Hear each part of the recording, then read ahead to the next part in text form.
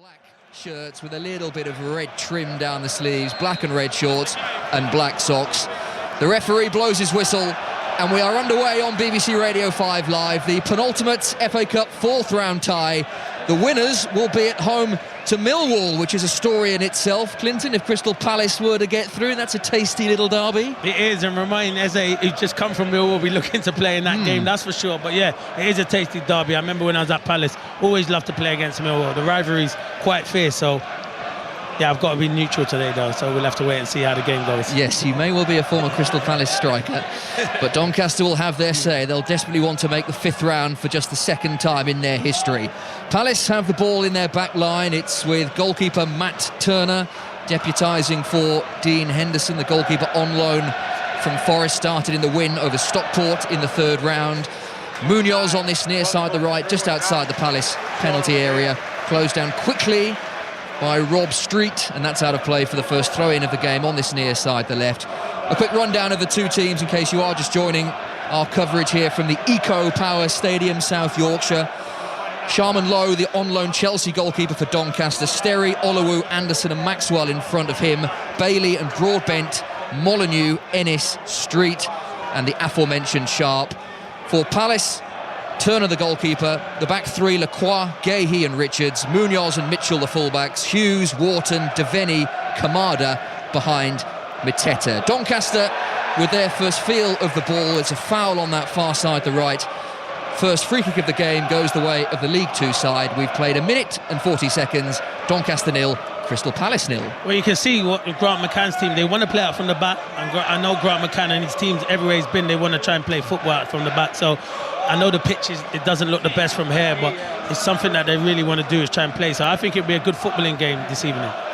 Maxwell's errant pass down the left-hand side, out of play for a Palace throw. The pitch does look bobbly in places. Doncaster share this ground with the Doncaster Knights rugby league team. We can still see some of the rugby league markings on the field, actually painted red. So we'll see how that plays as the evening develops. Here is Munoz near side the right as Palace go from left to right. Chris Richards, who was a doubt before this game but does start, and now Gahey on the edge of the Palace penalty area, with Crystal Palace building methodically, building slowly. Gahey's options are limited, so it's all the way back to Maxwell Lacroix, who is just inside the D.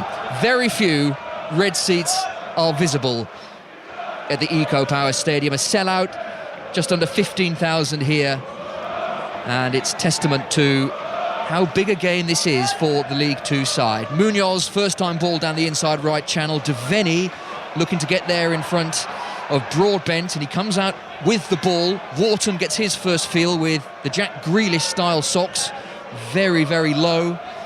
Palace can't go forward, so quite content, Clinton Morrison, to keep the ball as Lacroix goes long. Maxwell is under this, just outside the Doncaster penalty area. Devenny keeps the ball in play, but can't really do anything meaningful with that. And here is the first touch for Sharp, closed down quickly by Lacroix. And that'll be a battle worth keeping an eye on. Yeah, to be fair, Lacroix's been a brilliant signing for Palace. He's adapted really well to the club, and it will be a good battle because Billy Sharp likes to back in, but it's difficult because he's going to be isolated against three defenders. But as I said earlier, he's a good striker and he's clever. Doncaster 0, Crystal Palace 0, 3 and a bit minutes played. If you heard Steve's interview with Rob Statten from BBC Sheffield, you would have heard him allude to a milestone that Billy Sharp is closing in on. That would be 300 career goals. He's on 283 at the moment, having scored 10 this season. Here's Devenny, base of the centre circle, edging slowly towards the edge of the Doncaster penalty area, still waiting for the first clear-cut opportunity. Doncaster with everyone behind the ball as the rain starts in Doncaster, sweeping in. We can see it quite clearly against the bright glare of the floodlights. The afroed Richards to Wharton with the short hair, out to that far side the left, inviting Mitchell to maraud over halfway. It's an opportunity he takes, the little give and go, and it's back with Mitchell again. Wharton, base of the centre circle, nice touch with his left foot to get away from Sharp. Palace monopolising possession, but at the moment not really penetrating what has been, Clinton, quite a resilient Doncaster setup thus far. No, because everything's in front. They are making good runs in, but the centre-backs have to start looking in behind, because the strikers are making good runs in behind. You have to stretch the pitch before you want to be able to play up like this. But Wharton's got a lot of good touches. Devaney needs to come into the game a bit more. That's where they miss Sarr and Eze, because they have the pace. Palace without several of their big hitters. Eberechi Eze, who is fit, but Oliver Glasner keen to take care of Eze. He played half an hour or so at Old Trafford in Palace's 2-0 win over Manchester United, and said afterwards that he wouldn't be part of the travelling party to Doncaster. There is no Ismail Assar, there is no Eddie Nketiah, still without some of the long-termers as well, like Joel Ward. Richards pass forward, cut out by Broadbent, the little ball looking for the run of Ethan Ennis, who's on loan from Manchester United. Doncaster have several very exciting loanees, and Ennis is one of them. Miss kick allows Kamada in on the right-hand side. His low ball in is blocked by a recovering Owen Bailey. Devaney picks up the pieces just outside the penalty area, right-hand angle of it. The gloved Kamada on a very chilly evening, that's no surprise. Wharton again, plenty of touches for him. The intricate ball through to Kamada, that's seen off by the Doncaster defence, but Palace now just creeping closer and closer to the edge of the Doncaster penalty area. Here's the blonde-haired Hughes, denied by Oluwu on that far side, and Palace have a throw very close to the corner flag. Yeah, I think this is how the game was going to be. I think Palace is a superior team. They're going to dominate possession, but they just have to stay in their shape, Doncaster, and make it hard for Palace to break them down. Hughes with the touch, Mitchell on that far side, the left. He's felled by a combination of Street and Sterry, and the referee was quite happy with the combination of challenges, and it's out of play for a Palace throw on that far side in front of the East stand. One thing I say, Chris, is Kamada needs to start producing. He's been nowhere near good enough since he's gone to Crystal Palace. It's a big signing, but nowhere near it. I know the fans are frustrated, so it's a big night for him. Former Lazio player, just 3 goals to his name this season. Plenty of starts. He's a favourite of Oliver Glasner. Here comes the Richards long throw in towards the front post. Joseph Oluwu heads it away. Richards retrieves, heads it against Sterry, and he'll reload because it's a throw in exactly the same place, 5 or 6 yards away from the corner flag left-hand side. Big men are forward for Palace here. Gahey, Mateta and Lacroix very close to Teddy Sharman-Lowe's goal away to our right-hand side. Sharman-Lowe all in yellow. Richards throw. Mateta goes to meet it, but tentatively so. It's headed away. And for the 3rd time in a row, Chris Richards will have this throw very close to the corner flag. They're dealing with it well, though. They are. Yeah, they are dealing with it. And set pieces, they won't want to concede from a set piece, that's for sure, Doncaster. Doncaster 0, Palace 0. 7 fairly quiet minutes have passed. Richards with yet another long throw. This one does make further progress into the penalty area before it's booted clear by Jamie Sterry. Richards in the middle of the Palace half now. Hughes spins away from 3 men, delivers a good-looking ball towards Mateta. Sharman-Lowe punches under no real pressure. Maybe could have caught, but it has at least got Doncaster clear of their own penalty area.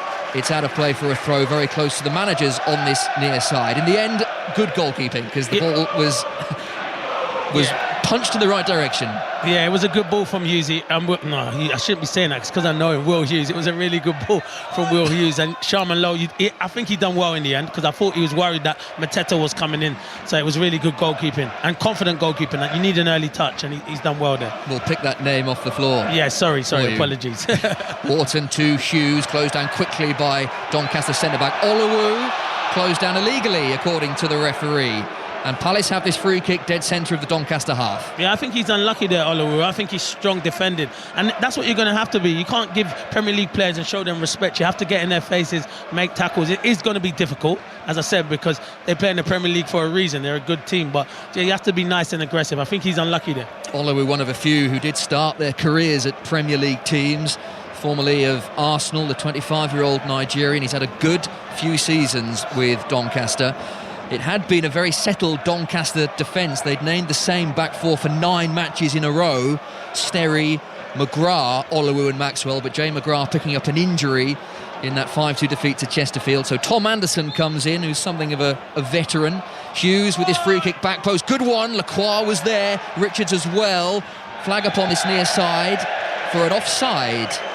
presumably when the first flick came, someone was I think you're somewhere where they on, shouldn't Chris. have been. Yeah, I think Lacroix and Mark Gay, I think both of them were offside. It's a good ball in from Will Hughes. It was well defended, but they just went too early.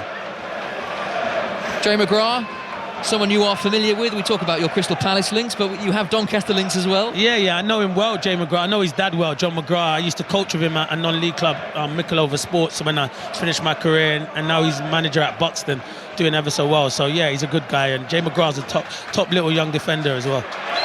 Foul this time by Bailey on Devaney inside the Palace half. You can hear what the Doncaster fans think of that, and they didn't think much of it. But it's a free kick to Palace inside their own half. 10 minutes have been played. BBC Radio 5 Live, BBC Sounds, also available on BBC iPlayer. So if you are on your way home, you can stick it on. And we're still waiting for this game to explode into life. Palace have monopolised the ball, plenty of touches. But Doncaster, as Grant McCann told Steve earlier on, we need to remain in the game, defend well and take our chances. There might be one coming now. Maxwell to Molineux, low ball in, here's Sharp, back to goal, and now the right foot shot from Ethan Ennis lacked the required power, and easy for Matt Turner, but that is the first attempt on goal, and it's come from the League Two side. Yeah, and it's sloppy from Crystal Palace. Chris Richards and Muniz, they get in a muddle, and it's good play. The ball comes into Billy Sharp and he sets it, and he's unlucky. He's really unlucky. It's a good shot from Ethan Ennis, but it's not really, it doesn't get enough power in it, and it's a comfortable save from Turner. But good build-up play from Doncaster, really good build-up play. Yeah, they robbed it well, near side the left, Sharp to Ennis. Shot lacking the power that really would have tested Turner, but maybe that is the impetus that Doncaster need, and they're attacking again on this near side the left. Maxwell's little chip towards the edge of the penalty area. Bailey couldn't quite control. Palace might have a chance of counter-attacking here. Mateta with some very sharp hold-up play. The forward ball by Munoz was a little too direct in the end. Cannons off Broadbent into the safe hands of Teddy Sharman Low, 0-0. See, the problem what Palace are struggling is Kamada and Devaney don't have that pace to go in behind. So that's what Ishmael saw, and Eze's the one who drops in and gets the ball and creates stuff. That's why I would have played the youngster, Romain Eze, just to stretch the pitch. Mateta can do it, but you need the two wide players, and he can't get them in the game at the moment. Romain Eze, the recent signing from Millwall, is on the bench. Memorable debut that he enjoyed scoring against Brentford. Doncaster striding forward again, far side the right. Sterry 2 yards in from the touchline. Didn't really look as he played that ball in field. Palace win it back. Devaney with a neat touch that takes him away from two Doncaster players. Mateta, one touch to control, the other to find Munoz. We know the right wing-back needs no second invitation to come forward. Mateta on the edge. Wharton's direct ball. Hughes just ran away from him. Pitch maybe didn't do him any favours there. Little bobble. Sterry with the challenge. It loops behind for a goal kick. Doncaster. Yeah, it's good play. It's really good play. It's good play initially from Devaney, and then good play. But that's what I said when we were talking in the build-up about Adam Wharton. That pass there, it was a simple pass, but it's effective because he fires it into Will Hughes. Will Hughes has a poor touch, and it was good defending in the end. But Doncaster look a threat on the counter-attack. They do. Grant McCann, who we can see, the Doncaster manager, 44-year-old Northern Irishman, second spell in charge of Doncaster. He's on the edge of his technical area in a smart red and black coat, hands behind his back. Chris, he was a good player, him, by the way. Very good midfielder, left-footed, very elegant. Cultured, they call it, don't yes, they? He was left cultured. foot. Not running, but just cultured. Yeah. That's a good ball that Luke Molineux will seize upon. Right-hand side of the Palace penalty area. Right foot, left foot, back onto his right. Dinks the ball into the front post area. That's headed away. Wharton was back there helping out and then volleyed further clear. Olowo's cushion header out of play for a throw. Palace might have had all of the ball, but Doncaster look the better going forward. Yeah, they do, because they have runners that go in behind. Luke Molineux makes a really good run into the channel there. Does well, twists and turns Lacroix, good ball into the box, but it's well defended by Chris Richards. But they have runners, Doncaster. That's why they're causing problems at the moment. And Doncaster's threat this season has come from the likes of Luke Molineux. 13 goals he's scored, very much the main man for goals this season for the League Two side. Sharp offside, and Palace will have this free kick 10 yards or so outside their own penalty area. Oliver Glasner, the Austrian manager for Palace, strides forward. Smart white trainers, black jacket, arms folded. Does like his cup competitions. He won the Austrian Cup twice with SV Ried whilst in Austria, and he's named every cup game that they have played, Palace, League or FA. he has gone strong, and he's gone strong again tonight with the incentive, a home game against Millwall in the 5th round, should they get through. If you missed the draw earlier, all the details on the BBC Sport website. Some of the ties that stand out: Manchester City, Plymouth's reward for beating Liverpool is a trip to the Etihad. Preston Burnley is a nice little derby as well, and the winners of this tie will be at home to Millwall. 15 minutes played, Doncaster 0, Palace 0.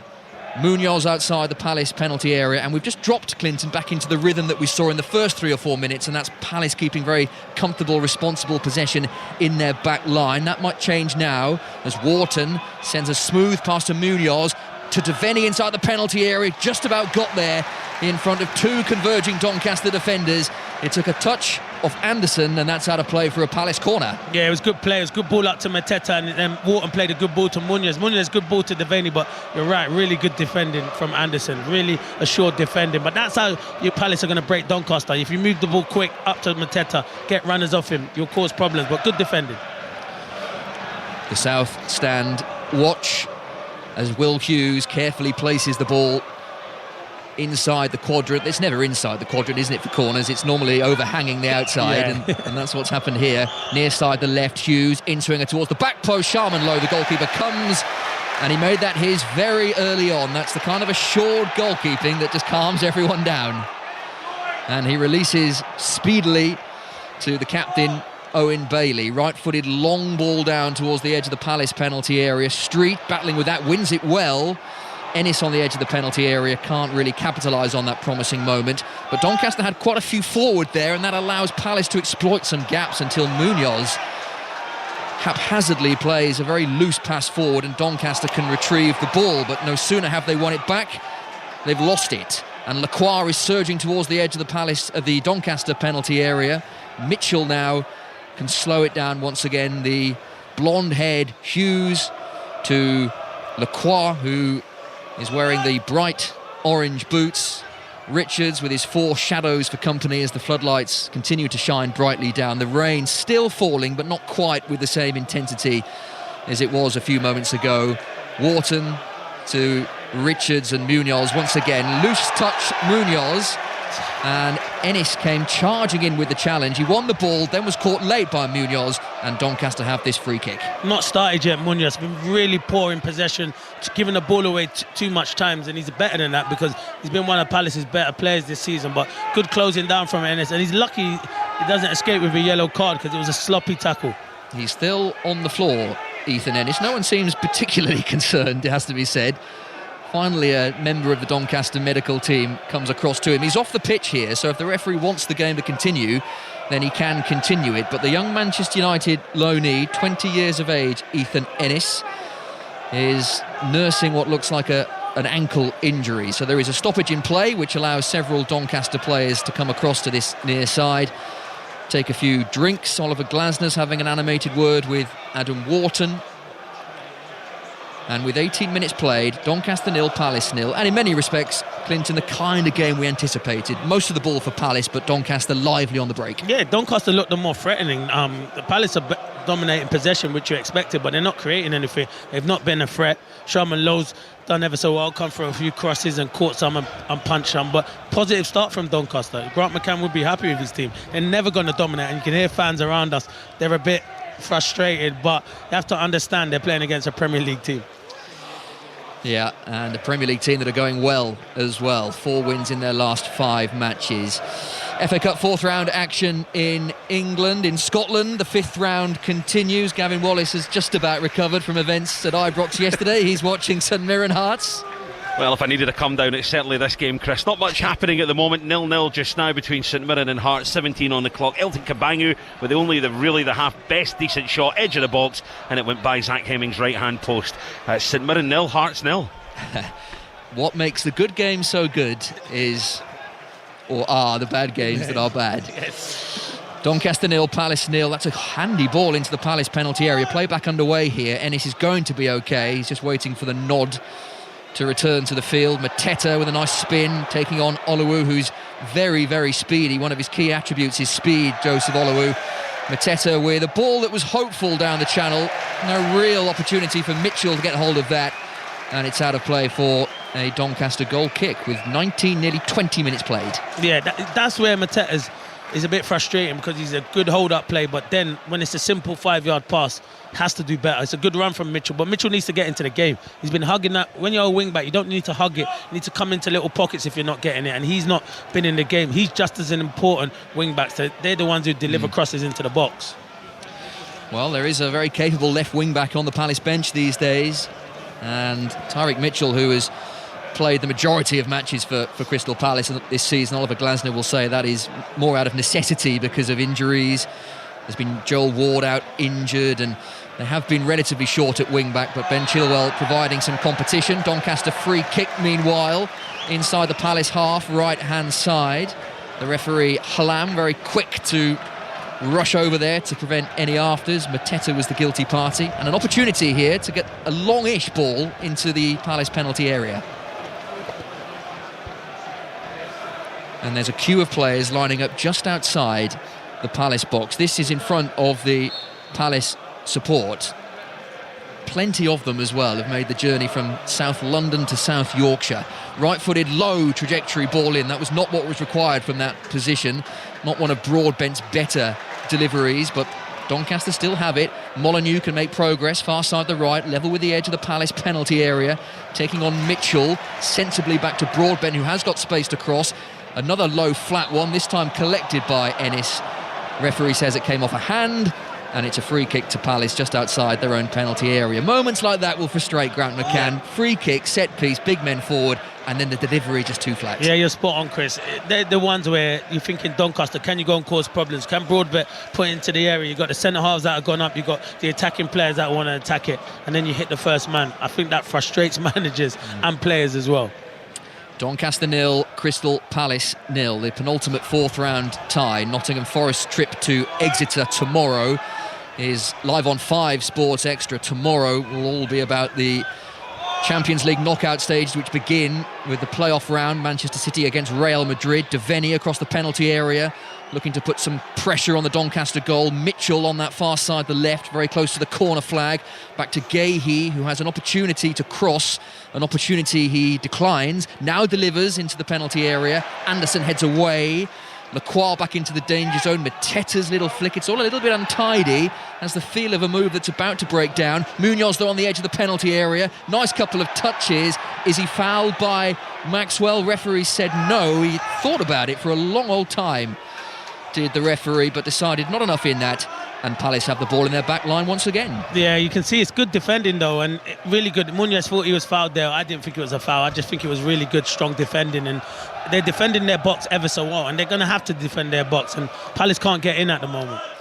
Third in League Two, Doncaster, 7 points behind league leaders Walsall, who looked like they were running away with it at one point, but have since stumbled.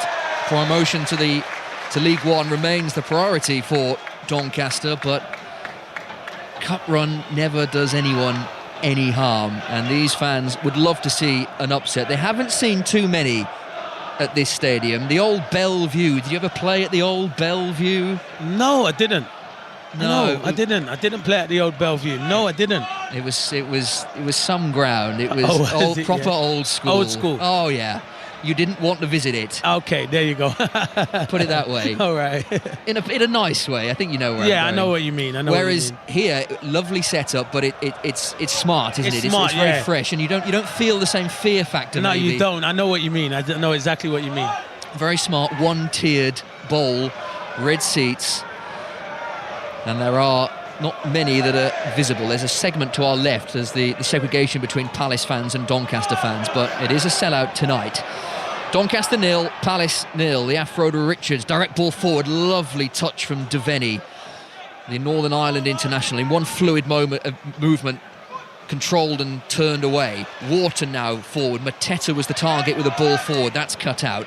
Left-footed ball up to halfway. Sharp is not getting much change out of the Crystal Palace centre-backs. He's now standing on Richards, but at the moment he's finding it difficult. He is.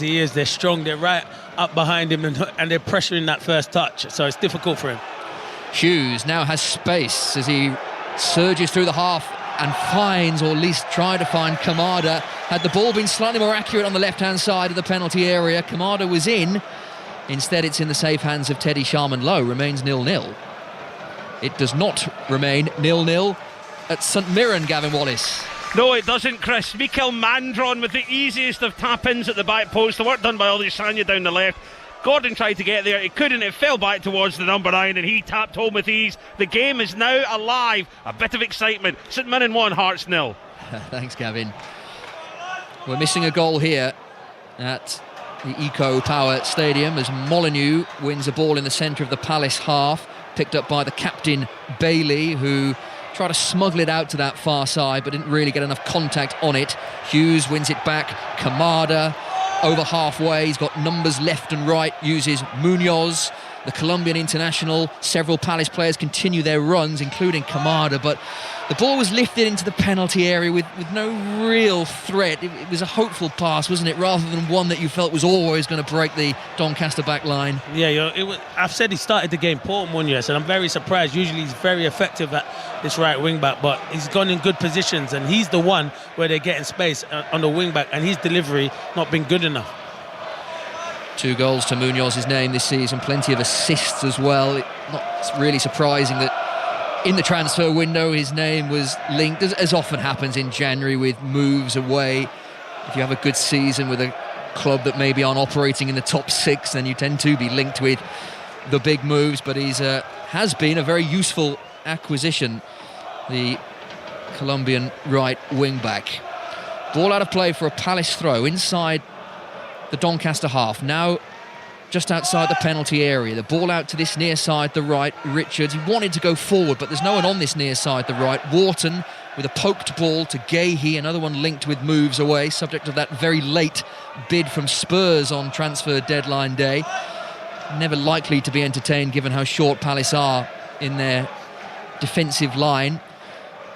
Lacroix goes short to Gahey again. Palace very happy to keep the ball in their back line when the options to go forward are limited. Kamara through a pocket of space, tries to find Mitchell inside left channel. Sterry will watch that all the way out, and it's another goal kick. And at the moment, Clinton, Palace are attacking, but they're not really attacking with any great belief. No, but Glasner knows Kamada. Surely you've got to tell him, don't drop that deep. We have Wharton and Hughes that can get on the ball. Stay higher and find little pockets, because he's not been nowhere near good enough to pick the right pass so far this season. And that's not, people can say I'm being critical of him. I am going to be critical because I see a lot of him and he's not nowhere near shown the ability that we know he has, and he has to be better because the manager keeps giving him opportunities ahead of people that deserve opportunities.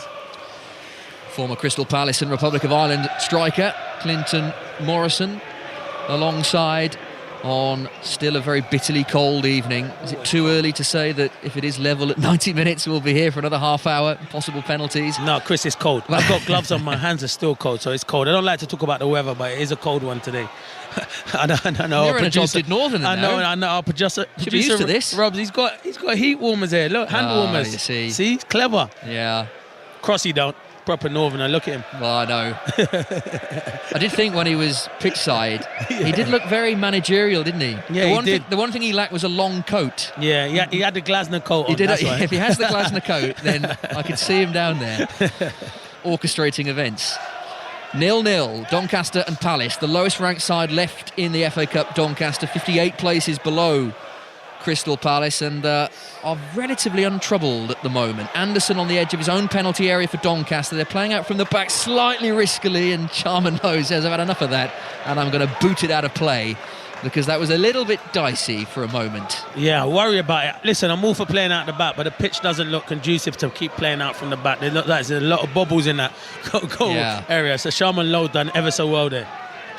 Tom Anderson is a nice story, the centre-back, 31 years of age, his 7th season with the club. He's Doncaster through and through, and when these two sides met as they did in the 5th round of the FA Cup 6 years ago, which Palace won 2-0 fairly comfortably, Tom Anderson the only remaining player from either side, and he starts tonight. Joel Ward did play that game, but he's been out injured for quite a while. Mateta on the edge of the Doncaster penalty area. He's putting himself about Mateta, but the service to him is not being as fluent as he would have liked. Kamada on the edge of the Doncaster penalty area. That's nice feet, and that will be a free kick. Quickly shifted it from right to left.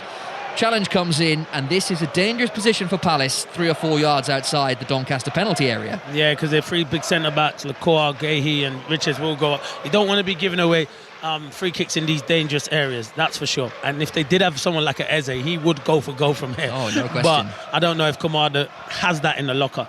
I could be proved wrong. Plenty of options here. This free kick is to the left of the penalty area as Palace go from left to right. That's away from their fans that have made the long journey, and many of them as well. Kamada is over this, hands on his hips at the moment. Will Hughes there as well. No base layer or short sleeve or gloves for Will Hughes in the short sleeves. It's shaped to be a cross rather than a shot, with Richards, Lacroix and Gahey all inside the penalty area. Referee just making sure everyone is where they should be.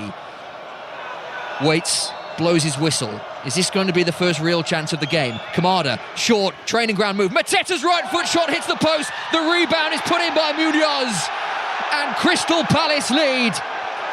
Straight off the training ground. Short free kick. Mateta's right foot shot. Munoz taps in the rebound to make it Doncaster 0, Palace 1. Yeah, it's well worked, to be fair, because I thought Kamada's going for goal, but obviously it's hard to see it. But I think he plays it into Mateta, and Mateta turns, great little turn, has a shot, comes off the post, and kind of, I think, hits Sharman low, and then he's just there to tap it into empty net Munoz.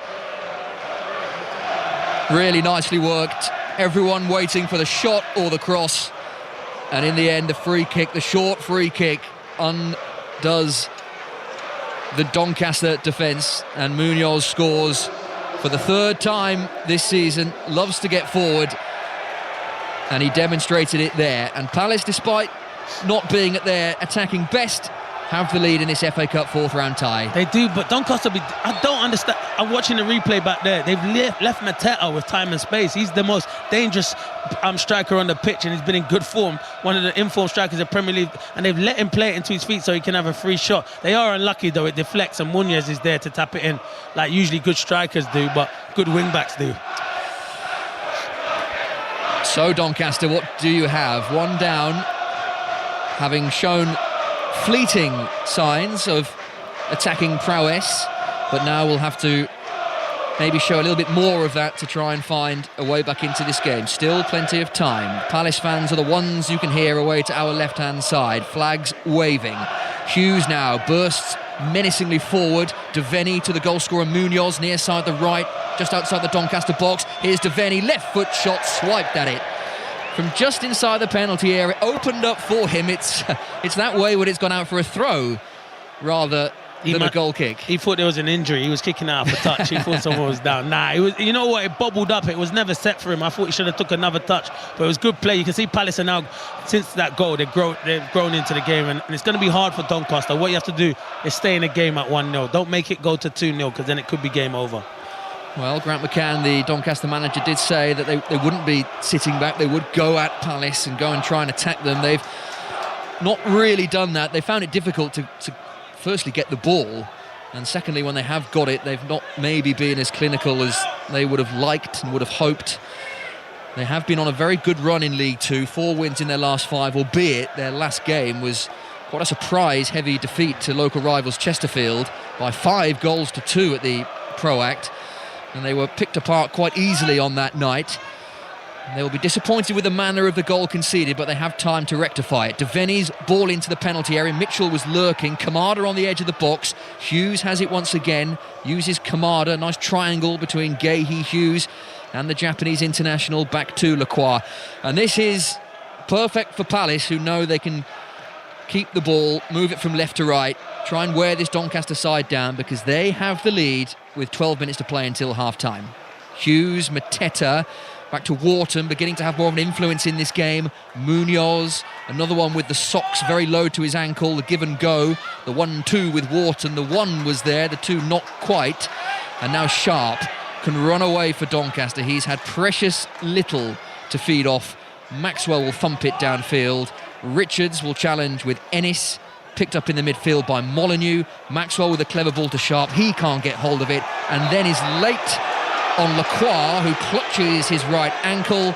Referee gives Doncaster a free kick. Billy Sharp complains, but Palace will have this free kick. They lead this FA Cup fourth round tie live on 5 Live by a 1-0, and we have 10 minutes or so until the break. Yeah, and it's a hard one for Doncaster, because what do you do now? Do you come out of your shape and go and press? But no, it's still 1-0, so don't panic. There'll come a time in the second half where you've got to go for it. But at the moment, don't come out of your shape and make it 2-0, 3-0, because then it will be open. That's probably what Grant McCann will say. It's still only 1-0. We're still in this game. They've not had an easy time of it in the FA Cup so far, Doncaster. All three of their games, League One and League Two sides joining at the first round, all three of Doncaster's games have been away from home against Barrow, League Two rivals. They won that by a 1-0 against Kettering, non-league Kettering, potential to be very difficult. They did win that after extra time, 2 Billy Sharp goals, and then a draw against Hull at Hull, but they won that game again after extra time thanks to a penalty shootout win. Sharp putting himself about, and now Doncaster have some territory, and it's close to the corner flag, this throw near side the left. Maxwell goes short to Molyneux, who has it back again on the edge of the penalty area. Molyneux continues. He's away from 3 until Wharton stuck out a big leg and stopped his progress. Hughes can run it away. So good at that, Will Hughes. Tight control. He has such elegance, doesn't he, Will Hughes, when he plays. Mateta is the target with this long ball. He puts enough pressure on Anderson to force a hurried clearance, but Doncaster do get it towards the halfway line. Hughes is there with a header again, and Lacroix can just slow things down for Palace. 1-0 they lead. Yeah, he's been brilliant this season, Will Hughes, in midfield. He's probably played more games than probably expected, but he's made one of those positions his own at the moment. Gahey moving forward. Kamada on the edge of the penalty area. Right foot shot from Kamada is bobbling just in front of Sharman Lowe. Difficult one on a pitch that isn't the smoothest, but Sharman Lowe got his body behind that well. He did, because they're always the difficult ones. Kamada done well. He come inside and he didn't hit it cleanly, but it just dipped in front of him, and Sharman Lowe held it ever so well. Another one in the base layer, albeit the base layer that Sharman Lowe is wearing doesn't match the colour of his goalkeeping top. He's all in yellow, but his base layer is more of a lurid, fluorescent green. Doesn't really go, not that he's too bothered. Corner to Doncaster, meanwhile, as Rob Streets, first time we've really mentioned his name, the former Crystal Palace youngster, so this will mean a lot to him. On the left-hand side of the penalty area, a ball into the box that was deflected wide, and Doncaster have their first corner of the game. Yeah, it was a poor clearance from Mark Gahey. He's got to put his foot through it. He didn't do it, but Rob Street done ever so well. And I remember Rob Street at Palace, so he'll want to score against his old team, that's for sure. He will. Rain pouring down. It again with no great intensity, but it is swirling around this stadium. 2 hands in the air from Molyneux. Corner near side the left, driven towards the back post. Through a crowd of players comes Turner, and he's fouled, according to the referee. There were so many players in front of him, it was difficult to see who was impeding him. It could easily have been one of his own players, but anyway, free kick, Palace inside their own penalty area. Too much. The goalkeepers get too much protection. I think I would say that as a centre forward, because my position was to stay on the goalkeepers, but I think Matt Turner does well and gets a punch. The referee could have let that go. I don't think didn't look like there was much in it. We are miles away though, by the way, so maybe my eyes are not as good as the rest. We are sitting low, aren't we, in the West Stand, the James Coppinger stand. As Steve was mentioning earlier, a legend of this place, yeah, James definitely. Coppinger. He well over 600 appearances, very nearly 700 actually, 695. He's still involved in the club, head of recruitment, and he's got a stand named after him. As Mateta tries a little flick towards the edge of the penalty area, doesn't work out. Molyneux over halfway, showing a little bit of endeavour here to stride away from Wharton. He's made excellent progress. Low ball in. This might reach Street just inside the box. Sharp now, right foot shot, Sharp. Saved by Turner. Didn't get the power that he craved, but more promising signs from Doncaster. Yeah, and it's him. They need to get on the ball. Molyneux, he's the one who's got the running power from midfield. He's been their dangerous player. Every time he gets on the ball, he looks like he causes problems. Street did well there, and Billy Sharp, he's unlucky because he tries to turn Mark Gahey, and the shot's not powerful enough, to test Turner. 6 minutes to half-time. Palace still with this slender 1-goal advantage, but enough signs from Doncaster to suggest that they are still in this game. And enough signs to suggest that there will be a decent chance coming sooner rather than later. Lacroix, ball that's straight through the halfway line and the centre circle to find Hughes. Mitchell now picks it up far side, the left, Gahey, and all the way back to Maxence Lacroix, left-hand side of the centre circle. That's a right-footed angled ball that doesn't have the requisite accuracy. Easy for Teddy Sharman-Lowe, although down on the team sheet as Ted Sharman-Lowe, so perhaps that's his preferred name. Another one who on loan from a Premier League side, Chelsea, who, as we know, that's the way they operate, have so many young players out on loan. England youth international. This really his first full season as a professional at a league club, the 21-year-old. He had an excellent game against Hull in Doncaster's win in the FA Cup third round, made several excellent saves during normal time, and then in the penalty shootout, Doncaster a kick away, Clinton, from going out. Hull had a penalty to win it. Mason Burstow, another one on loan from Chelsea, fired it over the crossbar. Sharman-Lowe saved the next penalty, allowing Harry Clifton to win it for Doncaster against Grant McCann's old club. You're not missing a great deal. 5 minutes to play until half-time. BBC Radio 5 Live. Doncaster 0, Palace 1. Doncaster playing it sensibly, responsibly, with no real threat out of their own penalty area. It's out of play for a Doncaster throw, albeit, who's that? Is that Kamada who's down there? It's Mark Gahey. He just went and nicked it, and I think Ennis just caught him on the follow-through, so they'll be worried about him. I know what it is. He wants to play his back five, but he doesn't need to play Mark Gahey in a game like this. I think he's played loads of football. He is so crucial to Crystal Palace. You don't want him to pick up an injury, because then they are in big trouble at the back. But Glasner knows better than me. So that's a referee and now Oliver Glasner that you've admitted to knowing more than you. What's wrong with you? I'm in a nice mood. Yeah, I'm softening up in my old age. Yeah, I think it was a little bit of a surprise. We knew that Glasner would go strong. I don't think we expected his normal five to play at the back, especially with the likes of Ben Chilwell and young Caleb Kapora, who's played a few times this season, the right wing-back and left wing-backs there. But it wouldn't surprise you, Chris, at half-time if they made a couple of changes, because remember when he spoke to Crossy earlier, he said maybe Wharton 45 minutes, so there could be a few changes at half-time.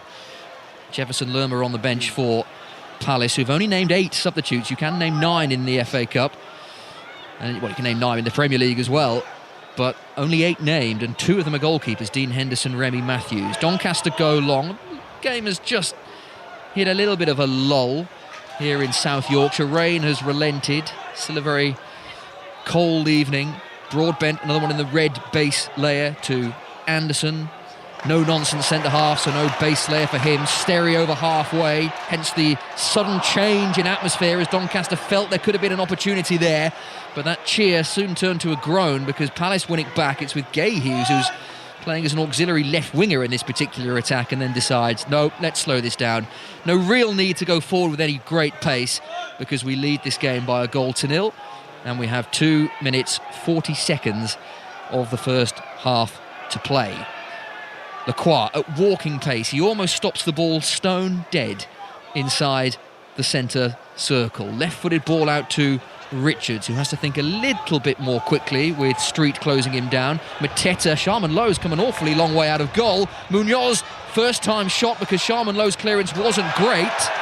And in the end, a free kick to Doncaster. Devaney piles into Olowu, and that's a free kick left-hand side of the Doncaster penalty area. Yeah, I don't think Sharman-Lowe has to come out there because I think Olowu is dealing with Mateta, and he has kind of dealt with him in the whole first half. He's enjoyed that physical battle, but they keep it alive, and then Olowu again with a good header, and Devaney just fouls him. So yeah, good play, good defending again from Olowu. Grant McCann, hands in his pockets, he just turns around and has a little word with a member of his coaching team about maybe what to do in the second half, maybe what to say at half-time. His counterpart Oliver Glasner, whose body language has remained the same throughout, arms folded, having a word with the fourth official, I think, to ask how much stoppage time there will be at the end of this first half. And I think whatever he's been told, he's maybe not too happy with, because now he's asking why, and the assistant referee is just pointing to areas of the pitch, I think, to say, well, we were stopped for a bit for a few injuries. Here's Bailey, won that ball really well, centre of the Palace half. Ball out to that right-hand side. Here goes Molineux, left foot shot, a good one! Oh, it's only just wide. Doncaster's clearest moment. And no surprise, it comes from the left boot of Luke Molineux. 13 goals this season, cutting in from the right-hand side. It opened up beautifully for him, and his left foot shot was only a couple of yards wide. He's been their best player, he's been their most lively player. He's the one, once he gets onto that left foot and he comes inside, you're thinking, you're waiting for the net to ripple. It does ripple, but it's the side netting that ripples. But brilliant play from Molineux. He's the one I'll be looking to build it around for the second half, because he's the danger man at the moment. 5 goals in his last 5 matches. For 13-goal, Luke Molyneux got one of those goals, got the goal against Hull in that 1-1 draw before it went to extra time. Former Sunderland man has really found a home, the 26-year-old here at Doncaster, having an excellent season, and he wasn't too far away there.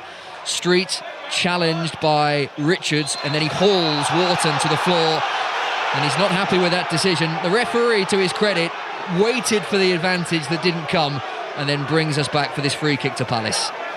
Yeah, to be fair, I think Street was competitive. I thought the first one was a foul on Wharton, so if the referee's not going to give it first one, I don't think the second one is a foul. I think Street done ever so well. 2 minutes to be added on at the end of this first half, and we are into those 2 minutes now. Doncaster 0, Crystal Palace 1, and the one thing that Doncaster can ill afford at this point is to go 2-0 down.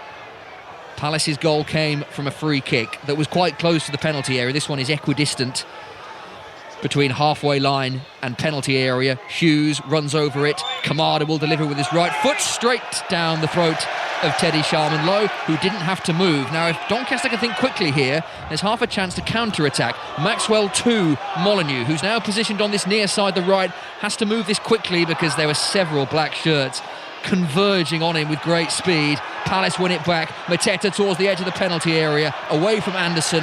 The covering Broadbent will clear. Hughes picks up the loose ball in midfield. Another smooth left-footed ball out to this near side, the left.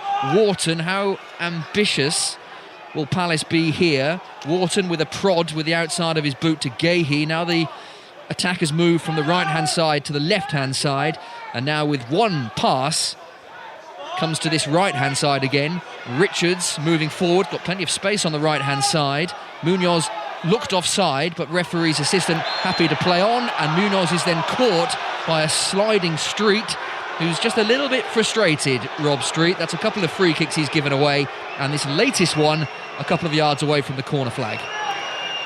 Yeah, he's late there, Street, and he is late on Munoz, but Palace players can't go moan about it because Munoz took out Ennis' hair and he should have had a yellow card. So I think the referee's evened it up there. So this could well be the last action of the first half. A first half on 5 Live that Palace, the Premier League side, 58 places above League 2 Doncaster, lead by a goal to 0. Daniel Munoz's goal from a free kick, a rebound off the post, and he was there to tap home. Palace would love a second goal. Doncaster need it to remain no worse than 0-1. Kamada's over this free kick again. There's a one-man wall that's been erected and just inside the penalty area. Kamada over this free kick. Tall players for Palace inside the penalty area. Referee's ready. Kamada delivers. It's another good free kick. It could be anyone's inside the box. Proper goalmouth scramble. Referee has decided that that'll do for the first half and blows the half-time whistle. He didn't want that controversy, did he, Christian? It looked like it might have been a penalty, but Palace fans were going around the referee and they still are now. But yeah, he thought, just blew up quickly. Oh, look at the time, half-time. So Palace lead this game by 1-0. Daniel Munoz with the only goal of the first half, tapping in a rebound from a free kick. Palace have dominated the ball, but Doncaster have had moments. Their best, Luke Molyneux, just before half-time, left foot shot from the edge of the penalty area, couple of yards wide.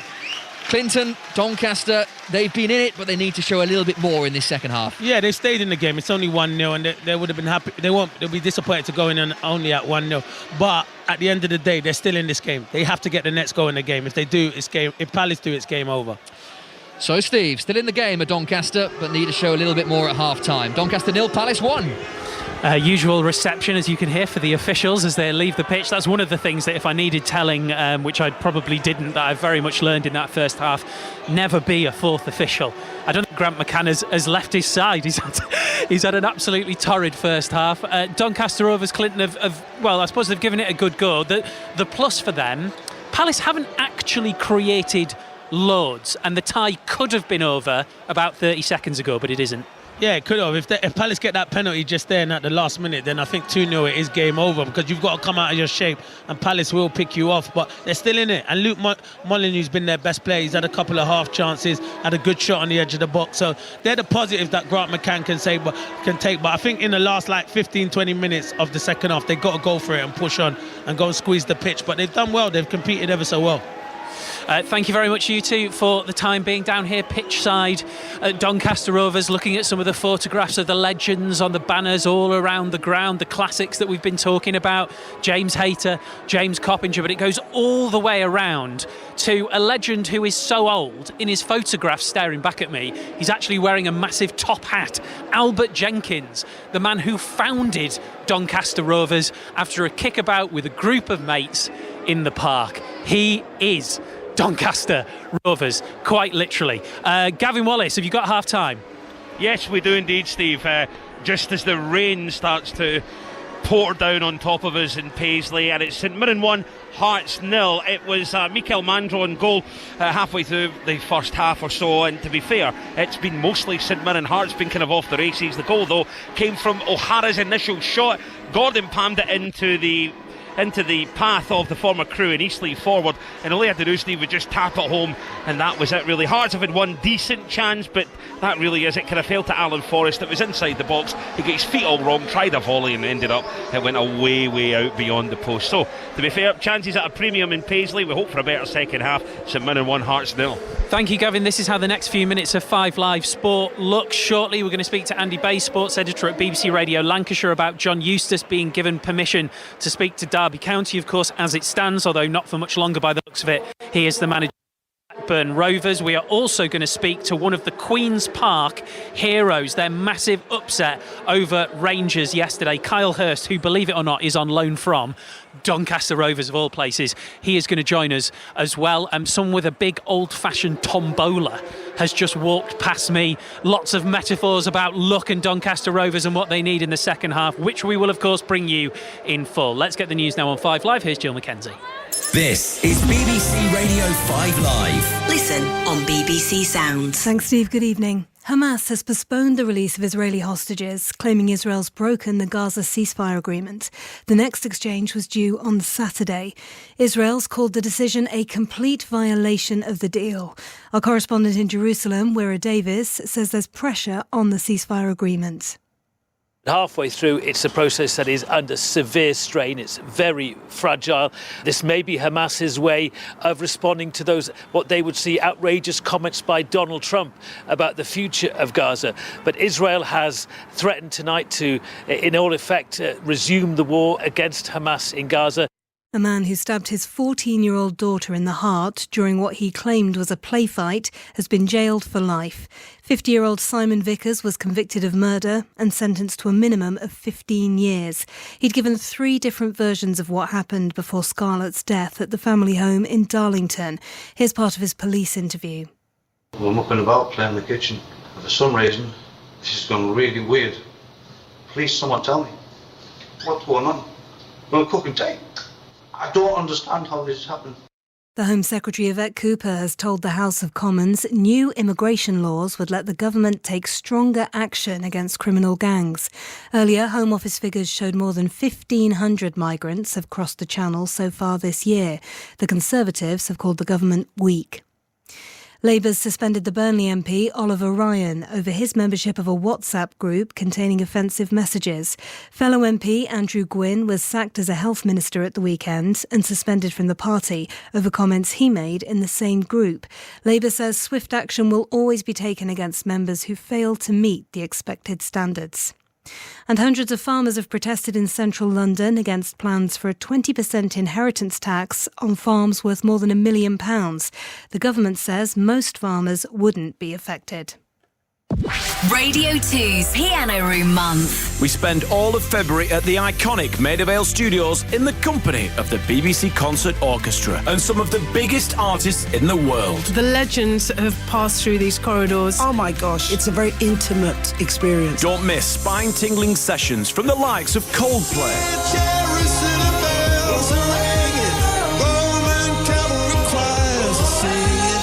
with Loads more stunning performances still to come. Radio 2's Piano Room Month. Watch on iPlayer and listen on BBC Sounds. This is 5 Live Sport. The FA Cup with Steve Crossman. Listen on BBC Sounds. Here at Doncaster Rovers, it is Doncaster 0, Crystal Palace 1, half-time in the FA Cup. In the Scottish Cup at half-time, St Mirren 1, Hearts 0. We'll keep you right up to date with that through Gavin Wallace all night here on 5 Live Sports. Second half commentary to come from here, of course. We've had the draw for the 5th round of the FA Cup already this evening. It looks like this: Preston versus Burnley, Aston Villa, Cardiff, Doncaster Rovers or Crystal Palace against Millwall. The holders Manchester United at home to Fulham, Newcastle at home to Brighton, Bournemouth will face Wolves, and Plymouth Argyle, who already knocked out Premier League Brentford and Premier League Liverpool, will be going to Manchester City, which just leaves us with Exeter City or Nottingham Forest against Ipswich. Exeter Forest is played tomorrow to decide who meets Ipswich. Those ties for the weekend of the 1st and 2nd of March. Blackburn Rovers have this afternoon given manager John Eustace permission to speak to Derby County about taking over as manager after they sacked Paul Warne. Rovers are in the top 6, so playoff places. Derby are in the bottom 3. Let's speak to Andy Bay, sports editor at BBC Radio Lancashire. This is all a bit flattening for Rovers fans, isn't it, Andy? Well, it certainly is, Steve. It's a year ago that John Eustace took over as head coach of Blackburn Rovers. And I think before the weekend's game, if you'd have said by Monday night that the likelihood is he'll be either gone by Monday night or Tuesday morning, there'd be a great deal of surprise in that. Having said that, it's important to stress he's been heavily linked with so many Championship vacancies this year that Derby County, I believe, are the first to match the clause of around £500,000 for John Eustace and his staff to go and have talks with another party, and it very much looks like he'll be a Derby County head coach before much longer. Andy, Chris Sutton, who, as everybody will know, Premier League winner, of course, with Blackburn Rovers, tweeted, "What does this tell us about the way that Blackburn is being run?" So what does this tell us about the way that Blackburn is being run? Well, that's a very good question. I mean, it's over 14 years under the ownership of Venky's now, and it's been quite a fraught relationship between the ownership at the boardroom and the supporters ever since. There have been various directors in various guises over that time at Blackburn Rovers. But it does appear that history is kind of repeating itself a little bit. Yondale Thomason was quite unhappy and quite animated about his relationship with the board just over a year ago. John Eustace a little bit less so, but made it very clear when I last had a conversation with him on Friday, that when we talked to him about his 6 new signings in the January transfer window, that he referred to them as the club's signings. He didn't refer to them as his. He didn't involve himself into any part of the recruitment of the 6 new players over the January window. Now, I think Dion Sanderson was a John Eustace signing because he was his captain at Birmingham City. But from my understanding, I'm not convinced that John Eustace gave the names of the other 5 players that have been brought in to the recruitment team to bring in. Is it too early to ask you who might be next? Well, no, not at all. There is a list, a particular long list with the bookmakers, as we were well aware of. Rob Edwards is somebody who I think everyone thinks highly of in the game, really. He was based here in Lancashire for quite a sizable chunk of his playing career, playing for Blackpool and for Fleetwood Town, and knows the area. He might be a really good fit. He's had a team out of the Championship a couple of years ago in not particularly similar circumstances, but Luton Town were on their way up and Rob helped them get over the line. Could he do the same with a club like Blackburn Rovers? Stephen Gerrard is another name that's been mentioned. Steve Cooper, who's been promoted from the Championship, has been mentioned as well. It's going to be a really interesting next day or two, Steve, because the last time Blackburn Rovers made a managerial change, when Thomason left a year ago, it took them 20 minutes to announce his successor.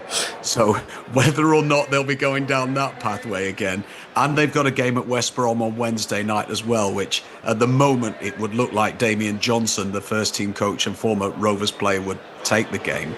But there's plenty to do in the next couple of days, I think.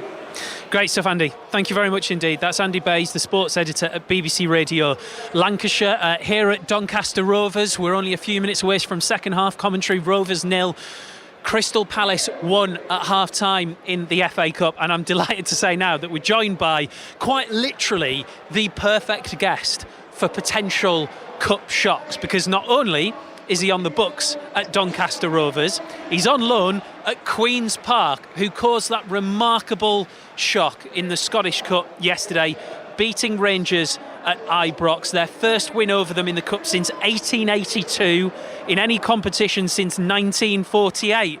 Kyle Hurst, good evening, how are you? Good evening, yeah, I'm good, thank you. How are you? I'm very good, thank you. Just tell us what you can tell us about the celebrations. Well, I guess as you can imagine, really, like after the game, celebrating straight over to the fans, and then into the changing room. It was just bouncing. It was electric in there, to be fair. It was really good. Have you ever had a 60 seconds in football, like penalty given against you in the last second, goalkeeper makes an amazing save, and then the fear of, there's not going to be a retake, is there? No, yeah, I know. It was crazy, especially from the bench. It was hard to watch, to be fair, but Callum was we all backed him. He played very well and we all backed him, but it was a crazy moment. But I feel like we wrote it for ourselves the way we played. I think we deserve that. So yeah, it was a really good feeling. Callum Ferry will never buy another drink again in his life with Queen's Park fans, surely? Nah, I don't think he can. Yeah, we all. To be fair, we was all just like ecstatic about it. Really, it was such a good save, and we were buzzing for him, but we were buzzing ourselves. You know what I mean? It was a really special moment.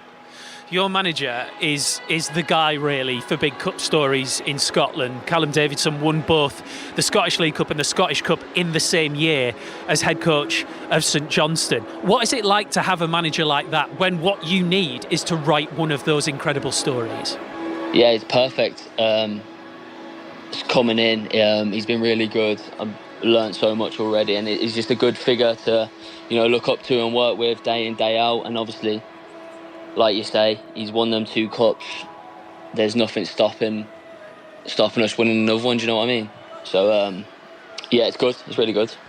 Kyle, I'm about 4 yards away from a player that I'm sure you would love to be putting balls in for, Jean-Philippe Mateta, the phenomenal Crystal Palace striker. The cheers you can hear of the Doncaster Rovers players retaking the field. Just give us a bit of an insight into Grant McCann before he's a yard away from me and can hear what I'm saying. What do you think he'll say at half-time on a night like this?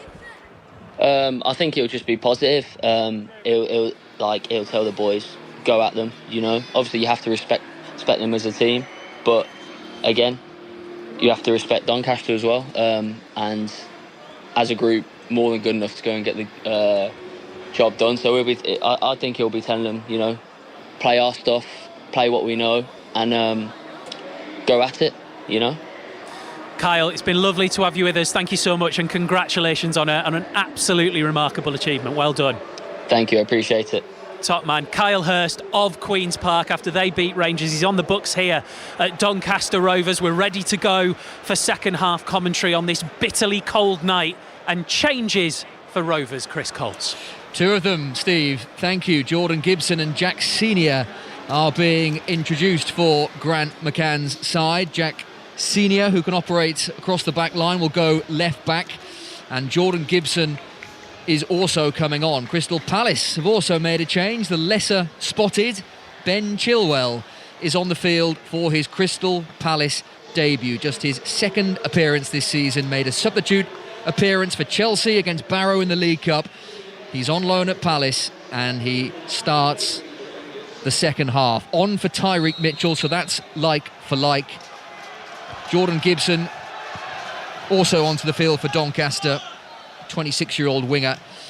And the second half begins with Doncaster trailing by 1-0 at the Eco Power Stadium. Home kit for Doncaster, the red and white horizontal stripes, black shorts, red and white socks. They are defending the goal away to our left-hand side. So kicking from left to right, Palace in black with a little bit of red and blue trim, and they'll be attacking the stand to our left, the north stand, which does house their significant number of fans. And they'll be pleased with what they have seen so far, but what can Doncaster muster in response? They had moments, they had fleeting moments, but nothing you would have called consistent pressure, and hopefully that'll change for their sake and for the game's sake in this second half. Clinton Morrison. Yeah, listen, they've made subs. They brought on Gibson, who's got a bit of pace, so they've changed it, and Molyneux's pushed further forward, so they kind of look like they've changed their shape and maybe gone to a 4-3-3, and then obviously seeing Ben Chilwell back playing football is great news. Ball forward towards Jean-Philippe Mateta, who was instrumental in the Palace goal. Ball played to him inside the penalty area via a free kick. His right foot shot off the post. Munoz tapping in the rebound. Richards with some smart defending on the edge of his own penalty area to Wharton, who we thought might have been a half-time change, but he's still out there. His centre midfield colleague Hughes with the blonde hair that looks even brighter than normal under the glare of the floodlights. Rain still falling. He had another very efficient half, did Will Hughes. And Chilwell will take this throw near side the left. What do Doncaster, Clinton, need to do in this second half to have more of a say? They just need to give the crowd something to shout about. I think that's why he's made the double substitution, Grant McCann, and brought on a bit of pace up front, just to cause Palace and get Palace on the back front. If you can get the crowd into the game, which they haven't done so far this evening, I think it will give the players a big lift. Jordan Gibson, 4 goals to his name, signed from Carlisle at the start of the season.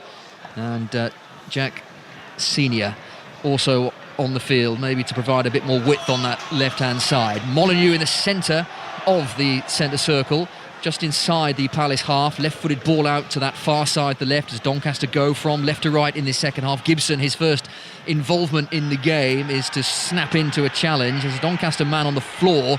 Looks like Maxwell over there. Not sure who he got a boot off there, but he's picking himself up very slowly. Meanwhile, Palace continue on the far side, the right. Mateta, right-footed ball in, arriving late was Devaney, and he made minimal contact, any touch, and that would have been 2-0 Palace. I don't know how he's missed it. It's a golden opportunity. He's not made no contact. It's a brilliant play. The ball pass out from Wharton's brilliant. No one sees the pass that he plays to Munoz.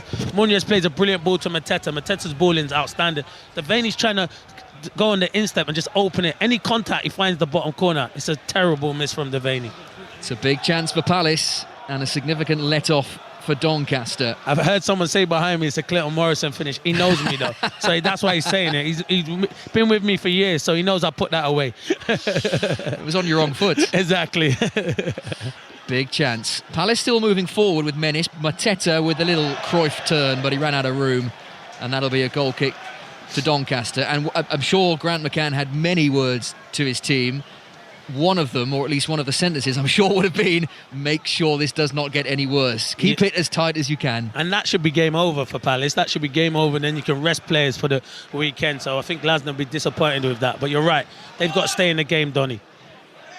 Gahey with the ball that he has to defend on the edge of his own penalty area. I'll run you through the two revised 11s as they are now when we get the first break in play. Kamada is surging forward for Palace, and he's approaching the edge of the penalty area. Progress was just slowed.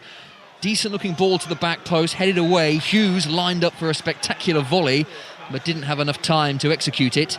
Chilwell near side the left, another in the black base layer on a very chilly South Yorkshire evening. Gahey will play it square across his back line. The bright booted Lacroix, the afroed Richards. The ball moves slowly down that far side the right for Palace. They go from right to left towards their fans. Molyneux and Hughes snap into a challenge in midfield. It's all very loose, this, all very fragmented. Chilwell then is not fouled by Sterry when it looked like he might have won that free kick. Referee Farah Halam was very, very close by and waved play on. Yeah, I was surprised at that because there was contact there. Yeah, have seen them given, albeit not in a very threatening position. Hughes now, pocket of space. Kamada, left-hand angle of the penalty area, onto his right foot. Chilwell delivers poorly with his left foot, didn't really get off the ground, and it was a comfortable clearance. Gahey just has to watch a difficult spinning ball in a rain-swept Doncaster. Here's Kamada's ball, Mateta's right foot, onto his left foot, back onto his right. Mateta, brilliant challenge. A fantastic last gasp Joseph Olowu challenge, keeps the score at 0-1. Mateta looked odds-on to score until Olowu with a brilliant block. Yeah, it's brilliant defending from Olowu because Mateta does well. It's a good ball in from Kamada, but he turns Anderson ever so well. But Olowu just makes a great last-ditch tackle because he's finding the bottom corner, Mateta. But brilliant defending from Olowu. Yeah, it really was. That was, well, it looked certain 2-0. Molyneux now for Doncaster. It's been an excellent start to this second half. The first was at times a little insipid. This second half has started very well. Sterry, lovely touch. Molyneux's left foot shot, blocked by Lacroix. Still there for Doncaster. Hughes scrambles it away. Some pressure on the Palace goal. And that was a little bit frenetic, that Palace defending. It's the first real time they have been tested. And that's what happens. Molyneux again, if you get something for the crowd to get excited about, you can cause problems, but it comes from young Devaney again. He keeps giving the ball away, has to be better in possession, but good play from Molyneux, but it's good defending from Palace. And it's just got the crowd involved as well. Still many taking their seats after a half-time refreshment. Would have been a warming drink as well on a chilly South Yorkshire evening. Ball on that far side, the left. Maxwell delivers a good-looking ball in. Richards is there. Sterry heads down. Here's a chance for Molyneux. Right foot shot blocked by Gahey. Still there on the edge for Doncaster. This is a very promising spell for the home side. Trailing by a goal to 0. BBC Radio 5 Live. Molyneux's low ball in, begging for a touch in a red and white shirt. Instead, Wharton hacks it away for a throw. He then points to his head to say, we need to switch on here because Doncaster have started this second half well. They've been outstanding. It's down the left-hand side, to be fair. Ben Chilwell switched off twice. Ball's been played inside him, and you can tell he hasn't been playing a lot of football at the moment, Ben Chilwell, so it's going to take time. But the block from Mark Gay is outstanding, and the intervention from Wharton is very good as well. And he's right. Palace needs to switch on, but good play from Doncaster. Jamie Sterry has an issue, and he's come across to this near side to rectify whatever issue that is. And Doncaster will not want this momentum to fade. The South Stand, the black bank behind that goal to our right in fine voice. And I'm sure it'll help that that's the end Doncaster are attacking. Sterry to Molyneux, close to the corner flag. Walking pace. Sterry now with an injection of tempo. Low ball in. Left foot shot Bailey. Dragged it wide. Had more time than he realised, and he just snatched at that chance 7 or 8 yards wide, but this is much better from Doncaster. It's brilliant play from Sterry. He's got a slight injury, but the little reverse ball to Bailey is outstanding. He should be hitting the target there, but Doncaster have come, and that's what I said at half time. They can start the second half and get this crowd going. They are starting to cheer and get behind them, but it's been a good start from Doncaster. Palace building slowly from the back. Matt Turner, all in green, had one simple save to make early on. He had a Luke Molyneux shot that whistled by his post, but apart from that has not been tested, and that was a loose ball forward that drops out of play for a Doncaster throw near side the right. Grant McCann, his rain jacket soaking just in front of us. We are low down in the West Stand, the James Coppinger stand. We've got a clear line of vision to both managers. Gibson won't get on the end of that. Richard steps out of defence. Wharton has to think quickly. Mateta's early ball, looking for the run of Munoz. That's tidied up by Doncaster. Olowu now just has to think about this with several players around him. Molyneux's touch. Bailey had made a good run. Hughes over the top, looking for Devaney. He'll get this. Devaney over the goalkeeper to give Palace a 2-goal lead. Doncaster had started this second half really well, but Palace double their advantage with one ball over the top. Hughes to Devaney, Premier League quality, and the Premier League side lead 2-0. I was just critical of Devaney because I didn't think he'd running behind enough in that first half. But the ball, it's brilliant for Will Hughes, and that's what Will Hughes has been doing all season. He breaks up play, and one thing with Will Hughes, he always look forward. Great ball over the top, and credit Devaney because that finish is outstanding. He's just missed the easier one 5 minutes ago, but on his weaker right foot, just lobs it over Sharman, and a brilliant finish. It is a wonderful finish from Justin Devaney, who knew exactly where everything was. The ball, the goalkeeper, the crossbar, lifted it over him superbly. The assist from Hughes, the Palace fans on their feet, and that has punctured the atmosphere here because Doncaster had started the second half ever so well. Couple of half chances, and now a task that was already onerous has got that much tougher. Yeah, it has to be fair. Watching the replay again, it's a good finish. I think Sharman Lowe, could he stay on his line, because he kind of makes it up for Devaney, but I don't want to be too critical of the young goalkeeper, so I'm going to say it's a great finish and a great pass. It was a fine finish. Doncaster now with Sharp win a corner, so this would be a very promising response if they're able to get back in it straight away. Devaney's second goal of the season, 21 years of age, Scottish-born Northern Ireland international, has one cap to his name. He's very highly thought of at Palace, playing in a position that we don't tend to see him. We tend to see him in the middle of the park, don't we? But it's kind of difficult, because that's where, when he's been given opportunities, he's been playing. But you're right, he's better as a midfielder. Corner Doncaster, far side the left. In comes the left-footed delivery. Bailey's header, loose inside the box. Will it drop to a red shirt? It doesn't, and the right foot broad-bent volley was always over the crossbar. Another quarter, half chance for Doncaster. It's those little moments that you just need to go your way. Flags are waving in the Palace end as the rain falls and Matt Turner takes this short goal kick. So Doncaster 0, Crystal Palace 2, 56, nearly 57 minutes played. As Devaney looks for Mateta, this will be tidied up by Anderson, who manoeuvres the ball over halfway. Hughes and Sterry battling. Sterry does just about keep that in play, but to no real effect, because Gahey can play it all the way back to Matt Turner, who plays a pass that Gahey would not have liked, but he controlled it well with real pace, and Gahey gives it away to Bailey. And now Sterry with the ponytail near side the right. That's out of play for a Doncaster throw. We'll be heading up to Scotland shortly. Get an update on that Scottish Cup 5th round tie between St Mirren and Hearts. St Mirren were leading by a goal to nil. We'll see how this, we'll see how this Doncaster throw progresses. In fact, it's progressed all the way back to Teddy Sharman Lowe. So come in, Gavin Wallace, St Mirren Hearts. Yeah, I'm here, mate. We've played 56 minutes. St Mirren still up 1-0 because of that Mikael Mandrup goal on 23. Blair Spittle, though, just a minute ago, curled a 20-yard effort just over the bar. And some breaking news tonight, actually. Celtic have just confirmed that successfully appealed the Dyson Maeda 2-match suspension. It had been reduced to 1. It now means that he's available to play on Wednesday at Celtic Park in the Champions League. Some breaking news tonight in Scotland. Thank you, Gavin. Significant breaking news as well. He's a good player. He's a very good player. They missed him, Celtic, in their final Champions League group stage match at Villa Park against Aston Villa. And that game on Wednesday with Bayern Munich, the visitors, live on 5 Live as the Champions League takes centre stage over the next couple of nights. What a couple of games they are. Real Madrid, the visitors to Manchester City. Tomorrow, all the build-up, full live commentary and reaction here on 5 Live. And then on Wednesday, we'll be at Celtic Park for Celtic against Vincent Kompany's Bayern Munich. What a couple of days to look forward to. And we still have half an hour of this game to enjoy. And you sense from a neutral perspective, they'd enjoy it if Doncaster could get a foothold in it, get a goal. But at the moment, Palace are playing with great control. They won this game 2-0 when these two sides met in 2019 here in Doncaster. It was the 5th round on that occasion. And it was a very similar performance, actually. They were very controlled. Goals from Jeffrey Schlupp and Max Meyer.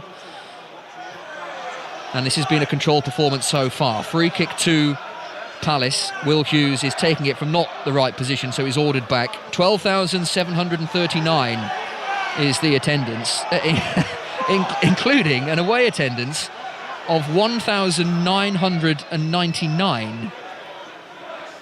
As Hughes delivers the ball into the penalty area, 2 Doncaster players go for it. Devaney on the edge of the penalty area. Gibson runs away with it and will get there just in front of Kamada, but he's isolated over there. Uses Senior, who thumps it downfield. Chilwell with a tidy header, actually, to find Gahey, who spins away nicely from 2 Doncaster players, and he can track forward. And then his challenge well on the halfway line. Doncaster can spring the counter-attack. Molyneux is leading it, near side the right. Onto his left foot, 25 yards out. Running into a central position. Sharp, now, here's the chance. Right foot shot, straight at the goalkeeper. Little look to the assistant to see if he was onside. He was, and that's the sort of chance that you'd want to fall to Billy Sharp, but he couldn't take it. Yeah, it's his only chance, really, that he's had of note. All evening, to be fair, and it was poor play from Munoz, but Doncaster do well. It comes to Billy Sharp just inside the box, and it's not enough power to test Turner in the goal. Ball downfield is headed away by Anderson on the edge of his own penalty area. A couple of changes being readied for Crystal Palace. Romain Esse and Jefferson Lerma, two good players to bring on, and they'll be introduced now. That attendance, but I've never seen an attendance of 1,999. I mean, surely they could have snuck someone else in to make that around 2,000. I would have just sat in that end to just do it, and we could have just probably made it 2,000. Just call it 2,000. Exactly. That is remarkably accurate. Crazy. Here come the Crystal Palace changes. Doncaster will also make a change. Joe Ironside is being readied, but the Palace changes first. Justin Devenny is the first man to come off, and Adam Wharton as well. Jefferson Lerma and Romain Esse come on. So Justin Devenny has done his bit with a fine finish. Do you know the finish it reminded me of? It wasn't quite as good as this goal. Do you remember the goal that Pires scored against Villa for Arsenal? Yeah, where he does it. Yeah. Takes it and then just angle, lifts it over Schmeichel. Exactly. It was that sort of intricate touch that was really well positioned. Joe Ironside is coming on for Doncaster, and Billy Sharp's game is over. 39 years of age. He doesn't tend to play full matches these days. That one chance that he had a couple of moments ago, and it was a half chance at best. He has a little word with Grant McCann. Little wave of the left hand. Frustrating night for Billy Sharp. He won't be adding to his remarkable goal record. And Joe Ironside is on. A man with FA Cup history. As Richards with some defending on the edge of his own penalty area. Senior on that far side of the left. Molyneux now in field. Broadbent with a right-footed ball out to that far side. Senior, the ball in from Gibson. Has a good one. Molyneux's touch. Cannons off Lacroix, and that made it easy for Matt Turner. It's just another one of those moments that Doncaster need to fall their way. Yeah, they do. In the second half, they've been better, though. They've created a few chances, but the ball hasn't really fell to them when the ball's come into the box, and Palace have been fortunate at times. Joe Ironside, if you're thinking that I know that name, I recognise that name. Well, you might remember Cambridge United a few years ago beating Newcastle as Mateta comes forward, Olowu in the way and boots it out of play.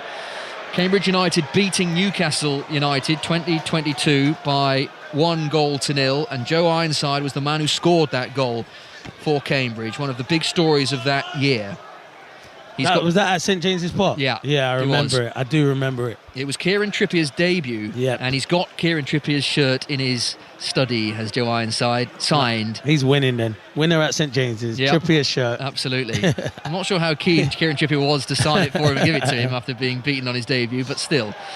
He's on the field, and if he's to have an impact and make some more FA Cup history, then it will be some impact, with Doncaster trailing by 2-0. Doncaster 0, Crystal Palace 2, Munoz in the first half, Devenny in the second. Romain Esse on the field.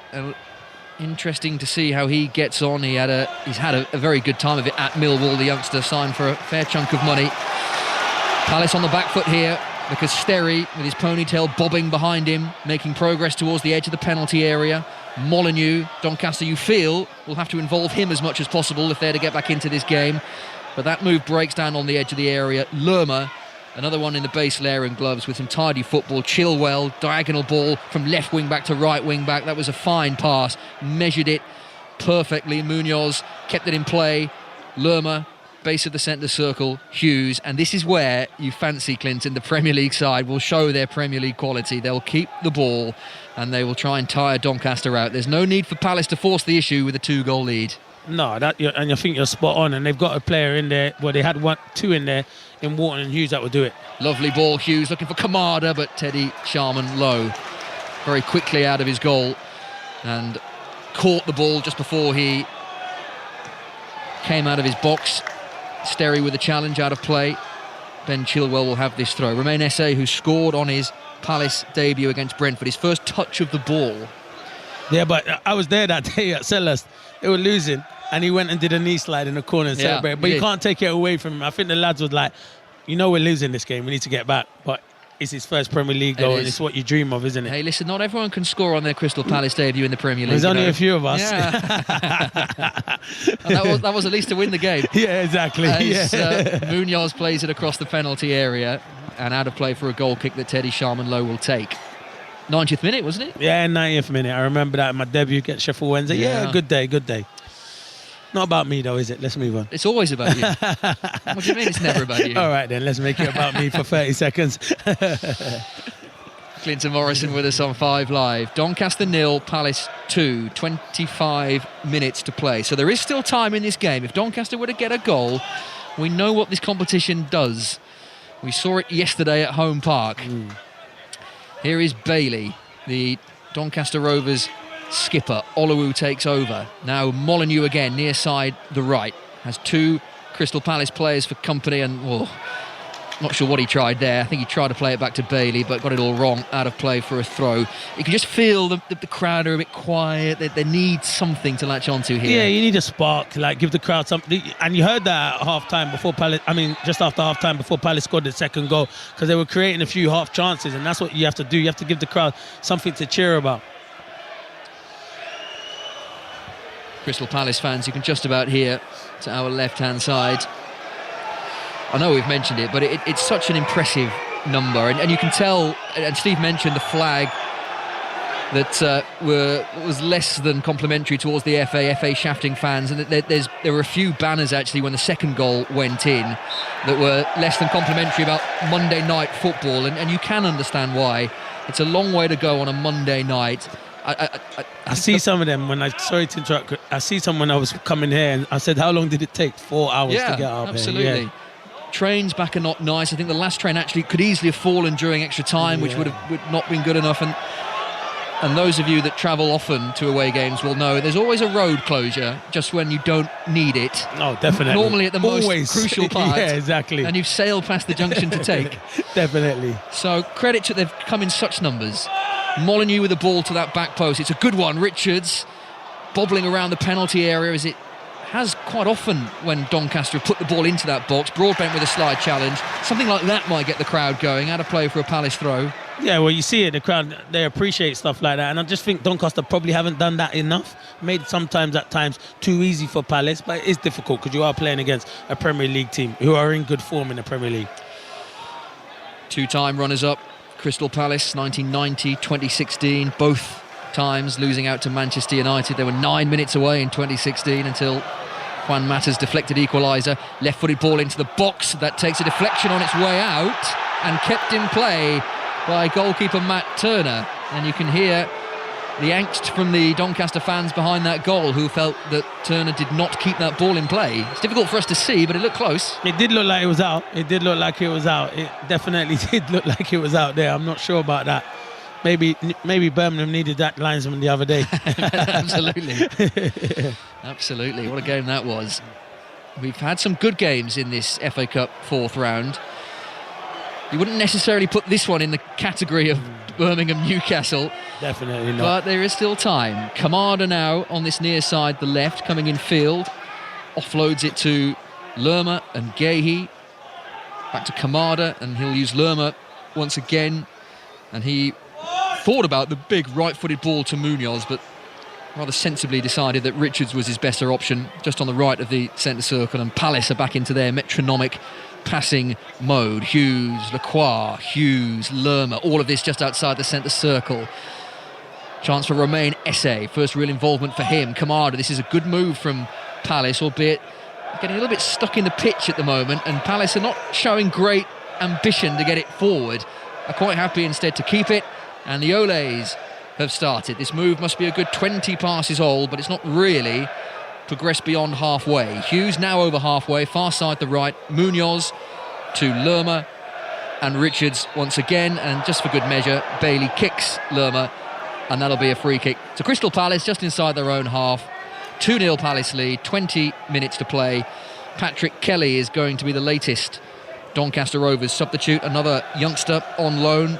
Kelly on loan from West Ham United.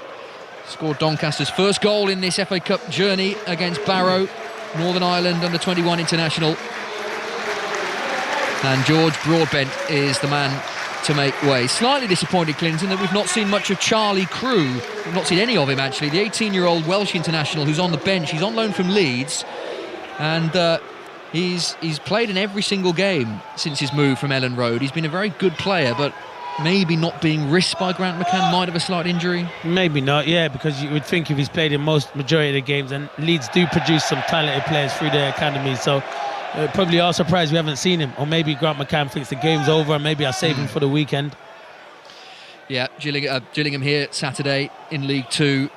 Doncaster are still very much involved in a League 2 promotion chase. It's been a brilliant story for Grant McCann. Doncaster, who suffered relegation from League 1 a couple of years ago, they went through a slew of managers, from Gary McSheffrey, Danny Schofield, Richie Wellens had a spell here.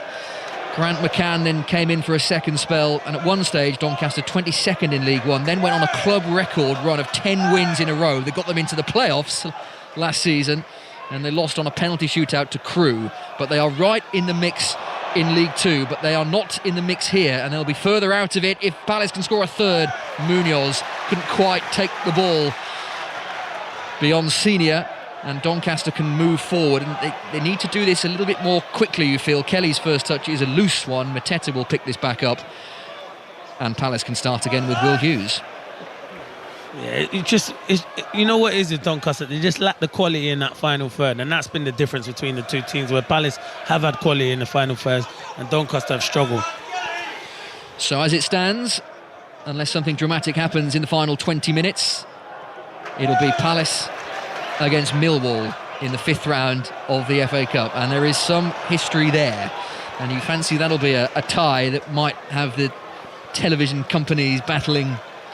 For sure, bit tasty that one. Yeah, Plymouth's reward for beating Liverpool, and it might be a reward based on Manchester City's form, is a trip to the Etihad Stadium.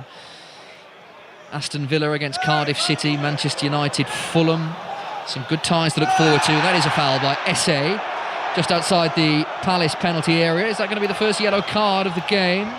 Referee Faray Hallam decides against offering a yellow card to the... I say offer, he's not going to take it, but he's not booked him. So free kick instead for Doncaster, and nothing more severe. Late challenge, no question of a free kick, and this in a crossing position rather than a shooting one. If Doncaster can get one here, it just changes the dynamic of the game. It just brings the crowd back into it as well. 18 minutes to play on 5 Live. Doncaster 0, Palace 2 in the 4th round of the FA Cup. St Mirren still lead Hearts in the 5th round of the Scottish Cup. Free kick that Molineux will swing, and it's deep. Oh, it looks way too deep. It is way too deep. Wow. And you heard from the moment it left his boot the groan that went around this stadium. And that's been the disappointing thing, Chris. It's the final ball. When they've had set pieces, they've not been good enough. And Molineux, first off, was their best player. This half, he's been a bit disappointed with his set pieces. He has good quality, and that's the frustration thing. When you get them opportunities, you have to deliver and pull it in the box. Matt Turner is not exactly hurrying to take this goal kick, and in the end he waves all of his defenders away from him and says, I'm going long with this, and long it goes. Chilwell challenging with Olowu. The Doncaster man wins the header. Molineux's little flick is out of play, and that'll be a throw on the left-hand side. Doncaster, who play Grimsby here rather than Gillingham. Morecambe away, Accrington away, Newport at home, Bromley away. It's a run that Doncaster will fancy picking up some points and maybe chasing down Walsall at the top of League 2. 3 teams up from League 2 as well as 1 from the playoffs, so there's always an opportunity if you're at the top end of League 2. Sterry, base of the centre circle inside the Doncaster half. Anderson will play it square to where Senior waits, his left-footed ball downfield. Ironside, not really mentioned his name much. Lerma battling in midfield. This is all very loose, but does drop Doncaster's way. Ironside, now a chance for Bailey. Molineux with Sterry on the overlap. Molineux goes for goal, and is only just over. Good effort, hit it well. Turner, I think, might have had it covered, but a good effort, and that's not far over. Yeah, it was good play. They did ever so well. They kept it alive, and it come to Molineux, who praised all evening. Maybe not in the second half, but once he comes inside on his left foot, you know where he wants to do. He wants to try and whip it into that far corner. It was dipping, it was swerving, and Turner had to dive, but it just clipped the top of the net and just went over. But it's good play, good play. He's been the most likely, Luke Molineux, to get a goal. So goal kick, Crystal Palace. Palace leading this game on 5 Live by 2-0. St Mirren still leading against Hearts in the Scottish Cup. Gavin Wallace. They are indeed, yes, by 1-0. 15 minutes or so still to go, Chris. Shanklin, though, Lawrence Shanklin, just a couple of minutes ago, he's got himself in a good position, took the ball down well, turned, but the shot, unfortunately, straight down the throat of Zach Hemming on loan from Middlesbrough. It remains St Mirren 1, Hearts 0. Thank you, Gavin. 15 minutes to play in South Yorkshire, and Palace are comfortably in charge, as they were in 2019 and they are in 2025. Bailey is still ratting around in midfield for Doncaster. This will break nicely now for Gibson, who's away from one, but such was the skill to get away from Richards, it took him straight into Lacroix, who made the challenge. Richards will have to deal with this because Gibson keeps it in play, and it still hasn't gone out on that far side, the left. Maxwell is then challenged, and challenged fairly. He ran into the significant frame of Romain Esse. He might be young, Romain Esse, just 19, but he's well built, as is this man, Mateta, but he is surrounded by Olowu and Anderson, and Teddy Sharman-Lowe can complete the clearance. Olowu and Anderson have kept him quiet, Mateta. He's not been in this game at all. Only obviously created the first goal where he's unlucky where he hits the post, but other than that, he's had a quiet evening. Yeah, they've marshalled him very well. It will be, I'm sure, part of the frustration for Grant McCann that both goals felt avoidable. The first in particular from the free kick. The second, I'm sure you can look and go, well, it's just a Premier League quality goal. Great ball, Hughes, great finish to Venny. And when all is said and done, Clinton, if it remains this way, it's that moment that changes the game completely, because Doncaster were in it at 0-1 and they were the better team before that Devaney goal. Definitely, you're right. Chilwell looking to get on the end of a diagonal ball into the box, but more good defending this time. Sterry allowed Sharman-Lowe to scamper out of goal to collect. No, you were right there. I just stopped because I thought there might be an opportunity, but you're spot on. I think at 1-0 they were the ones that were looking like the most likely to get the next goal in the game, and then it's a bit of brilliance from Hughes and then a great finish from Devaney, and it kind of kills the game, and then you're chasing and you've got to keep chasing now, and Palace are showing their Premier League experience. You don't have to justify why I'm right, you can just leave it at that. No, you made a good point, so I had to pick you up on it, but I didn't want to cut in front of you when there was an opportunity. Absolutely, ever the pro you are. Doncaster 0, Palace 2, 5 Live tomorrow at the Etihad for Manchester City against Real Madrid, the first of 2 legs. And then Wednesday, Celtic, Bayern Munich. A couple of brilliant European nights on 5 Live. Tomorrow's set up really well. History between those two sides. Molineux with his right foot over a bobbly pitch, just went over one of the red rugby league lines. He has it again, Molineux on this near side of the left, surrounded by 3 Palace players. Takes the throw quickly to where Bailey is waiting. Owen Bailey, the captain. Lifetime Geordie said before the game that should Doncaster get through, he'd love a home game against Newcastle United. Well, he didn't get his wish. Newcastle got Brighton, and Doncaster are not getting to the 5th round as it stands anyway, with 12 minutes to play. They do have the ball on halfway though. Olowu, right hand side of the centre circle. Grant McCann points the way towards Sterry. Ball was not hit with any great accuracy, and that's out of play for a Doncaster throw midway through the Palace half. Tom Nixon is going to be the latest Doncaster change, right back. So another defensive change, so we're not going to see any more attacking players from Doncaster unless we go to extra time. Nixon ready to come on. In the meantime, Ironside has this for Doncaster, very close to the corner flag, looking to turn away from Gahey, who has too much nous for that trick, and Chilwell puts it out of play for a Doncaster throw. And will Doncaster want this change to happen before the throw? They will. So Tom Nixon, 22 years of age, will come on, and it's like for like, because Jamie Sterry is coming off the field, and Tom Nixon on to replace him to play the final 10 minutes.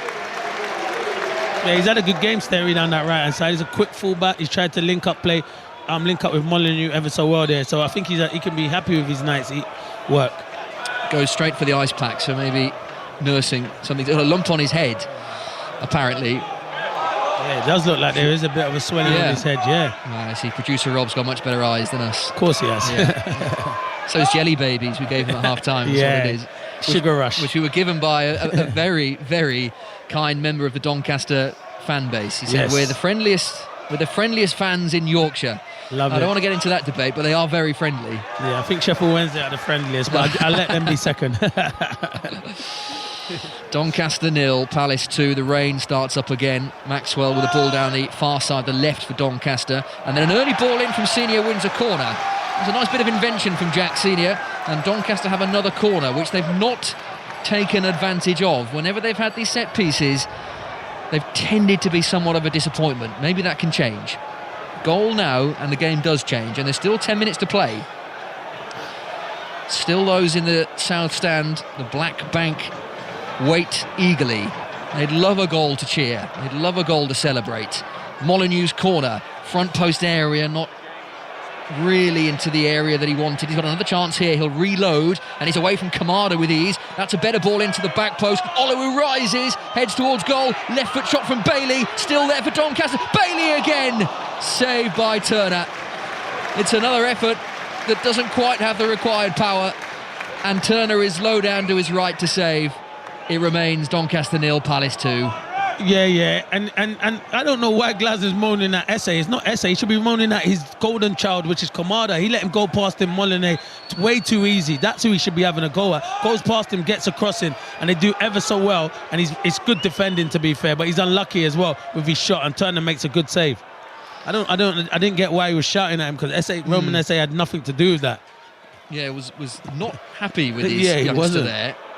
And you're right, it was difficult to know exactly what he was unhappy with. Yeah, he was just shouting at him, but he had nothing to do with it at all. Just needed something to shout at, maybe. Yeah, maybe, to give everyone... And the poor old youngster is the one in the firing line. Yeah, he gets picked on. Yeah. Well, he's chasing a Jack Senior pass, which is hit hopefully, rather than accurately, hoping that Ironside was there, and Doncaster aided by a very loose Matt Turner clearance that spirals into the sky, and that's out of play for a Doncaster throw. It just building something, Doncaster, but the clock is against them. With 8 minutes to play, BBC Radio 5 Live, BBC Sounds, also available on the BBC iPlayer.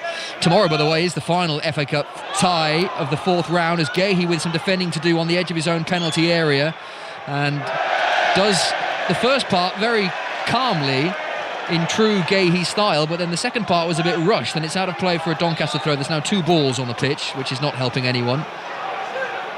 And Molyneux has to wait for this throw to be taken. Now, the referee's not happy with the ball. Oh, it's going to be a drop ball. That was all a bit of bureaucratic silliness, really. I mean, it could have just played on. Agreed. Anyway, Anderson to Senior. Yes, tomorrow, 5 Sports Extra if you want the Exeter Nottingham Forest game. And if Palace fans are unhappy about going to South Yorkshire on a Monday night, I can't believe Forest fans are too pleased about going to Exeter on a Tuesday night. Yeah. This is a debate that seems to happen every year, and it does. Everyone shrugs their shoulders and says, well, money. Anyway, Teddy Sharman-Lowe outside of his own penalty area, right-footed ball downfield. Can Doncaster finish with a flourish? Can they find something to give this loyal fan base something to cheer? We mentioned the Palace fans and the journey they've made. Doncaster fans have come out in their numbers as well. Ticket prices, I think, were very sensible, that they weren't over the top. We've seen in some cases, and remember in the third round, Tamworth's ticket pricing for the Spurs game was a little bit steep, which annoyed some of the locals. But Doncaster were very reasonable with the Premier League side coming to town, and it was an offer that Doncaster fans very much took. It is a sellout here. A little bit of argy-bargy now on the touchline with Essay on the floor. Nixon fouled him. Grant McCann right in the face of the fourth official. As Steve says, it is unquestionably the worst job in football, the fourth official. Fourth official's the worst. I've had managers before, one in particular, he always was on the fourth official, Neil Warnock. Oh, wow. I used to hear all sorts, to be fair, but yeah, it is the hardest job. It is. They blame you, and you're only the fourth official. You're not refereeing the game. Well, absolutely. There's very little you can do. Essay towards the edge of the Doncaster penalty area. Palace looking for a third. Essay still going, just tries to loop the ball into the path of Mateta, who I'm sure was offside. But the assistant referee's flag did not go up because Doncaster have the ball, and they have it in a promising position. Left-hand side, over halfway, comes Senior. Left-footed ball in is a good one. Chilwell heads it away on the edge of his own penalty area. Lerma completes the clearance with his right foot. Anderson plays it further into his own half inadvertently. Once again manages to prevent Mateta getting hold of the ball. Referee has stopped it because of a head injury. And Romain Essay is needing some treatment. Now, Doncaster had the ball there. I don't think the referee whistled for the free kick, so in theory they'll get it back when SA's treatment is done. You know what? It is freezing, isn't it? It is cold tonight. No, it's cold. Why do I've seen all these physios, first team coach just sit on the touchline with shorts? It doesn't make you look any harder wearing shorts in this weather. I'd rather be warm than cold. That's the law, isn't it? Physios have to have shorts. I've got heated blankets around me and everything at the moment, and they've got shorts. I mean, I don't want to name names, but we've got OI and the engineer with a heated blanket, Rob, the producer, with hand warmers, and Steve Cross. Well, he's northern, you see. Northern, exactly. Doesn't need gloves, nothing. That's how they're built up there, yeah, aren't they? Absolutely. It'll be freezing tomorrow. Yeah. The rain has at least stopped, but yeah, it is cold. It is cold. It's like post men and women, isn't it? They always wear shorts. Anyway, save us, Gavin Wallace. A goal with you. Yes, we have. We could also be heading for that those favourite words, extra time, if we don't get a goal in 5 minutes, because Callum Neuenhoff has just equalised things inside the box for Heart of Midlothian. You can hear the Hearts fans going crazy now. We've got late drama again in the Scottish Cup. St Mirren 1, Hearts 1. Oh, Gavin, you're a late drama magnet, clearly. Not quite as dramatic as Ibrox, but a late goal for Hearts, so that could well be on its way to extra time. We are not heading to extra time here, barring a miracle. Remain SA is okay. We'll just head off the pitch on that far side. We've got 4 minutes, less than that, 3.5 minutes to play on 5 Live, BBC Sounds. We'll have 3 or 4 minutes, I imagine, at the end of the game. Stoppages. That SA stoppage, a couple of minutes. We've had a flurry of substitutions as well. Doncaster have not given up, in all fairness. I know sometimes it's a bit patronising, isn't it, when you've got a League 2 side against a Premier League side and you say things like, oh, well, they gave it a go. No, but they literally have given it a go. They didn't give up. Their heads could have dropped at 2-0, and they did give it a go. No, fair enough. Yeah. They have more important things on the horizon, that is for sure. Definitely.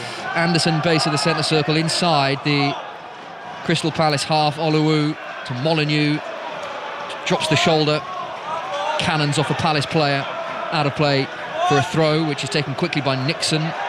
Oluwu back to Anderson. They've continued to play, haven't they? They've not tended to go direct too often. That is a direct ball to Ironside. Richards is in the way of that, and Hughes can boot clear. We are very much in anywhere will do time for Palace, even though they've got a comfortable 2-goal advantage. Kamada is buffeted off the ball fairly, according to the referee. That was a fair challenge on that far side. Gibson now has it, looks up, fires the ball towards the direction of Molyneux, who'd made the run inside the penalty area. That's cleared by Palace. Kamada can bring it away with the wide boots, releases Mateta, who's away from his men in the end. Poor clearance by Sharman Lowe. It's SA, didn't get any contact on the shot. There were 3 Doncaster players back anyway. The other side of Sharman Lowe, who is still in no man's land, and they deal with that fairly comfortably. Molyneux now has it.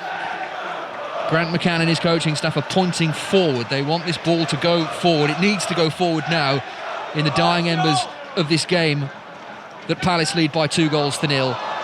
And that's out of play for a Palace throw midway inside the Doncaster half. And we are going to be seeing Caleb Kapora come on for Crystal Palace, another one of Palace's youngsters, 18 years of age. A player that I think, Clinton, we thought might start today in front of Munoz. Yeah, maybe he might have started him, but I think he's so detailed in keeping this back 5 in shape, and that's what he did. And he went as strong as he possibly could. And yeah, but Caleb Kapora, he's a good player. He's a good young player. I know they rate him highly there. Sent a lot of the youngsters on loan, but they wanted to keep him, and he trained with the first team nearly every day. It's good for him. Yeah. 2 appearances off the bench in the Premier League, started in the League Cup against Arsenal, and he's on the field now to play the final minute plus stoppage time, and we are into that final minute, 50 seconds to play. Palace lead this game 2-0. Munoz, who was taken off there in the first half, and Devaney with a lovely finish for the second, and here's Mateta looking for a third. First chance, Kapora, where did he come from? Straight into the action, surging through, and Sharman Lowe in the end made a good low save. It's a poor touch from Kapora. He's not ready. It's his first touch, because it's great little set from Mateta, and he tries to take a touch. I think he should just hit it. Once he has that touch, he's got no chance, but it was good play from Mateta. Great little back heel. Yeah. Grant McCann with a lovely piece of control. That was the elegant left foot you were talking about, Clinton. Yes, very much so. Ball was thumped out of play by Turner, and McCann controlled it straight away with his left instep. Oluwu turns away from Mateta. He has won that battle. They might not have won the game, but Mateta knows he's been in a game. Definitely. 4 minutes of added on time to play. Yep. And we're into them now. Palace will look forward to a game against Millwall in the FA Cup, and they've got some winnable Premier League games to come as well. Everton at home next, Fulham away, Villa at home, Ipswich at home. They were due to be playing Newcastle, but Newcastle involved in a rather big final themselves, so they'll have a weekend off. If you're an FPL player and you've got some Palace players in your team, you might want to have a little think about what you do with those, with a blank coming up. Palace seeing out the final 2 minutes. Yeah, I had Eze in there, but I got a few Newcastle players, so maybe I need to take them out. Yeah. Isak, I think everyone's got Isak. Kelly, left foot shot. Gibson is there and didn't quite get the contact on it again. And again, you can fire that under a moment that had Doncaster had a little more luck. They may well have found a goal in this game. Yeah, it's all ifs and buts, isn't it? They've had opportunities and nearly and stuff like that. That was another good opportunity where Gibson just couldn't get his first touch under control. Mark Gahey came in and done a really good job. Crystal Palace fans are in fine voice. They've enjoyed their journey. Might have been an arduous journey to South Yorkshire, but they've watched a very professional performance from their side. They've never really been troubled. Couple of moments in the first half. Start of the second, definitely, but they got that second goal at the perfect time for them. And they will look to continue improving in the Premier League and maybe a cup run. And given Clinton, no Liverpool, no Chelsea, no Arsenal, no Tottenham, Manchester United, Manchester City hardly setting the world alight, there's a chance for a Palace. There is a chance, and you just need good draws. And listen, I think they would have took Millwall at home going to Selhurst Park, so good opportunity for Palace to go on a good cup run. So hopefully I can get a day out at Wembley this year. I'm sure you will. Yeah, I hope so. Matthias Franca is on the field for Palace. Good to see him back. He has been out for an absolute age, as Matthias Franca. He's not featured at all this season because of a groin injury. Had surgery. It's almost a year since he last played, the exciting 20-year-old Brazilian striker, and he's on the field to play the final few moments. He wasn't actually due to be involved at all, and Oliver Glasner said before the game that he preferred him to play in the 21s tonight. Palace 21s are playing, but I think needs must. He needed to fill a space on the bench, and he's on to play the final 2 minutes. Kamada was the man to make way. I'm so glad he's back though, because he's an exciting young player. I know the director of football, Dougie Freeman, when he signed him, he said he'll be exciting, but his career's been stop-start. He just needs to get up to full fitness, and that could be like a new signing, because you're right, he's missed a lot of football. Yeah, excited when he did fleetingly play in start of last season now. Final minute of this FA Cup fourth round tie. Doncaster 0, Crystal Palace 2. We'll be back down pitch side to Steve Crossman for the final knockings of the programme. And tomorrow it's all about the Champions League. Manchester City, Real Madrid. 5 Live Sport on air from the Etihad at 7, with all the build-up, the commentary and reaction. And then Wednesday up in Scotland for Celtic against Bayern Munich. Still 1-1 between St Mirren and Hearts in the 5th round of the Scottish Cup, so that's heading to extra time. We've got 30 seconds to play here. Mateta the target with the ball into the front post. Chilwell lurking dangerously at the back post, didn't really get that far. Lerma will pick this up near side the left, edge of the penalty area. Franca, first touches for him, and he's showing how dangerous he can be by bursting into the box, runs out of room. That'll be a goal kick to Doncaster, and that, Clinton Morrison, may well be that. Yeah, that will be it, probably when the goalkeeper takes. It's been a good cup tie, and it's been professional from Palace. It could have been a banana skin, this, but they've come here and put a professional performance in. Hopefully no injuries, and they kick on to the Premier League. As for Doncaster, they can get back to trying to get promoted from League 2. Professional, very much the word to describe this Crystal Palace performance. Sharman Lowe, a couple of bashes against the post with his left boot. The referee has a look at his watch, and when this goal kick is delivered, the whistle will go, and Crystal Palace put their place in the 5th round of the FA Cup. A 2-0 win over Doncaster Rovers of League 2. It had all the ingredients of a cup upset, but Palace were professional. They were very efficient.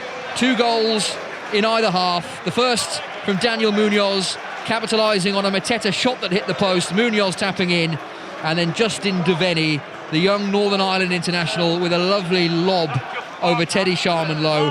That was 2-0, and it came at a point Doncaster were knocking on the door. Moments for Doncaster. Luke Molyneux came close in the first half with a left foot shot, and the second with one that whistled over the crossbar.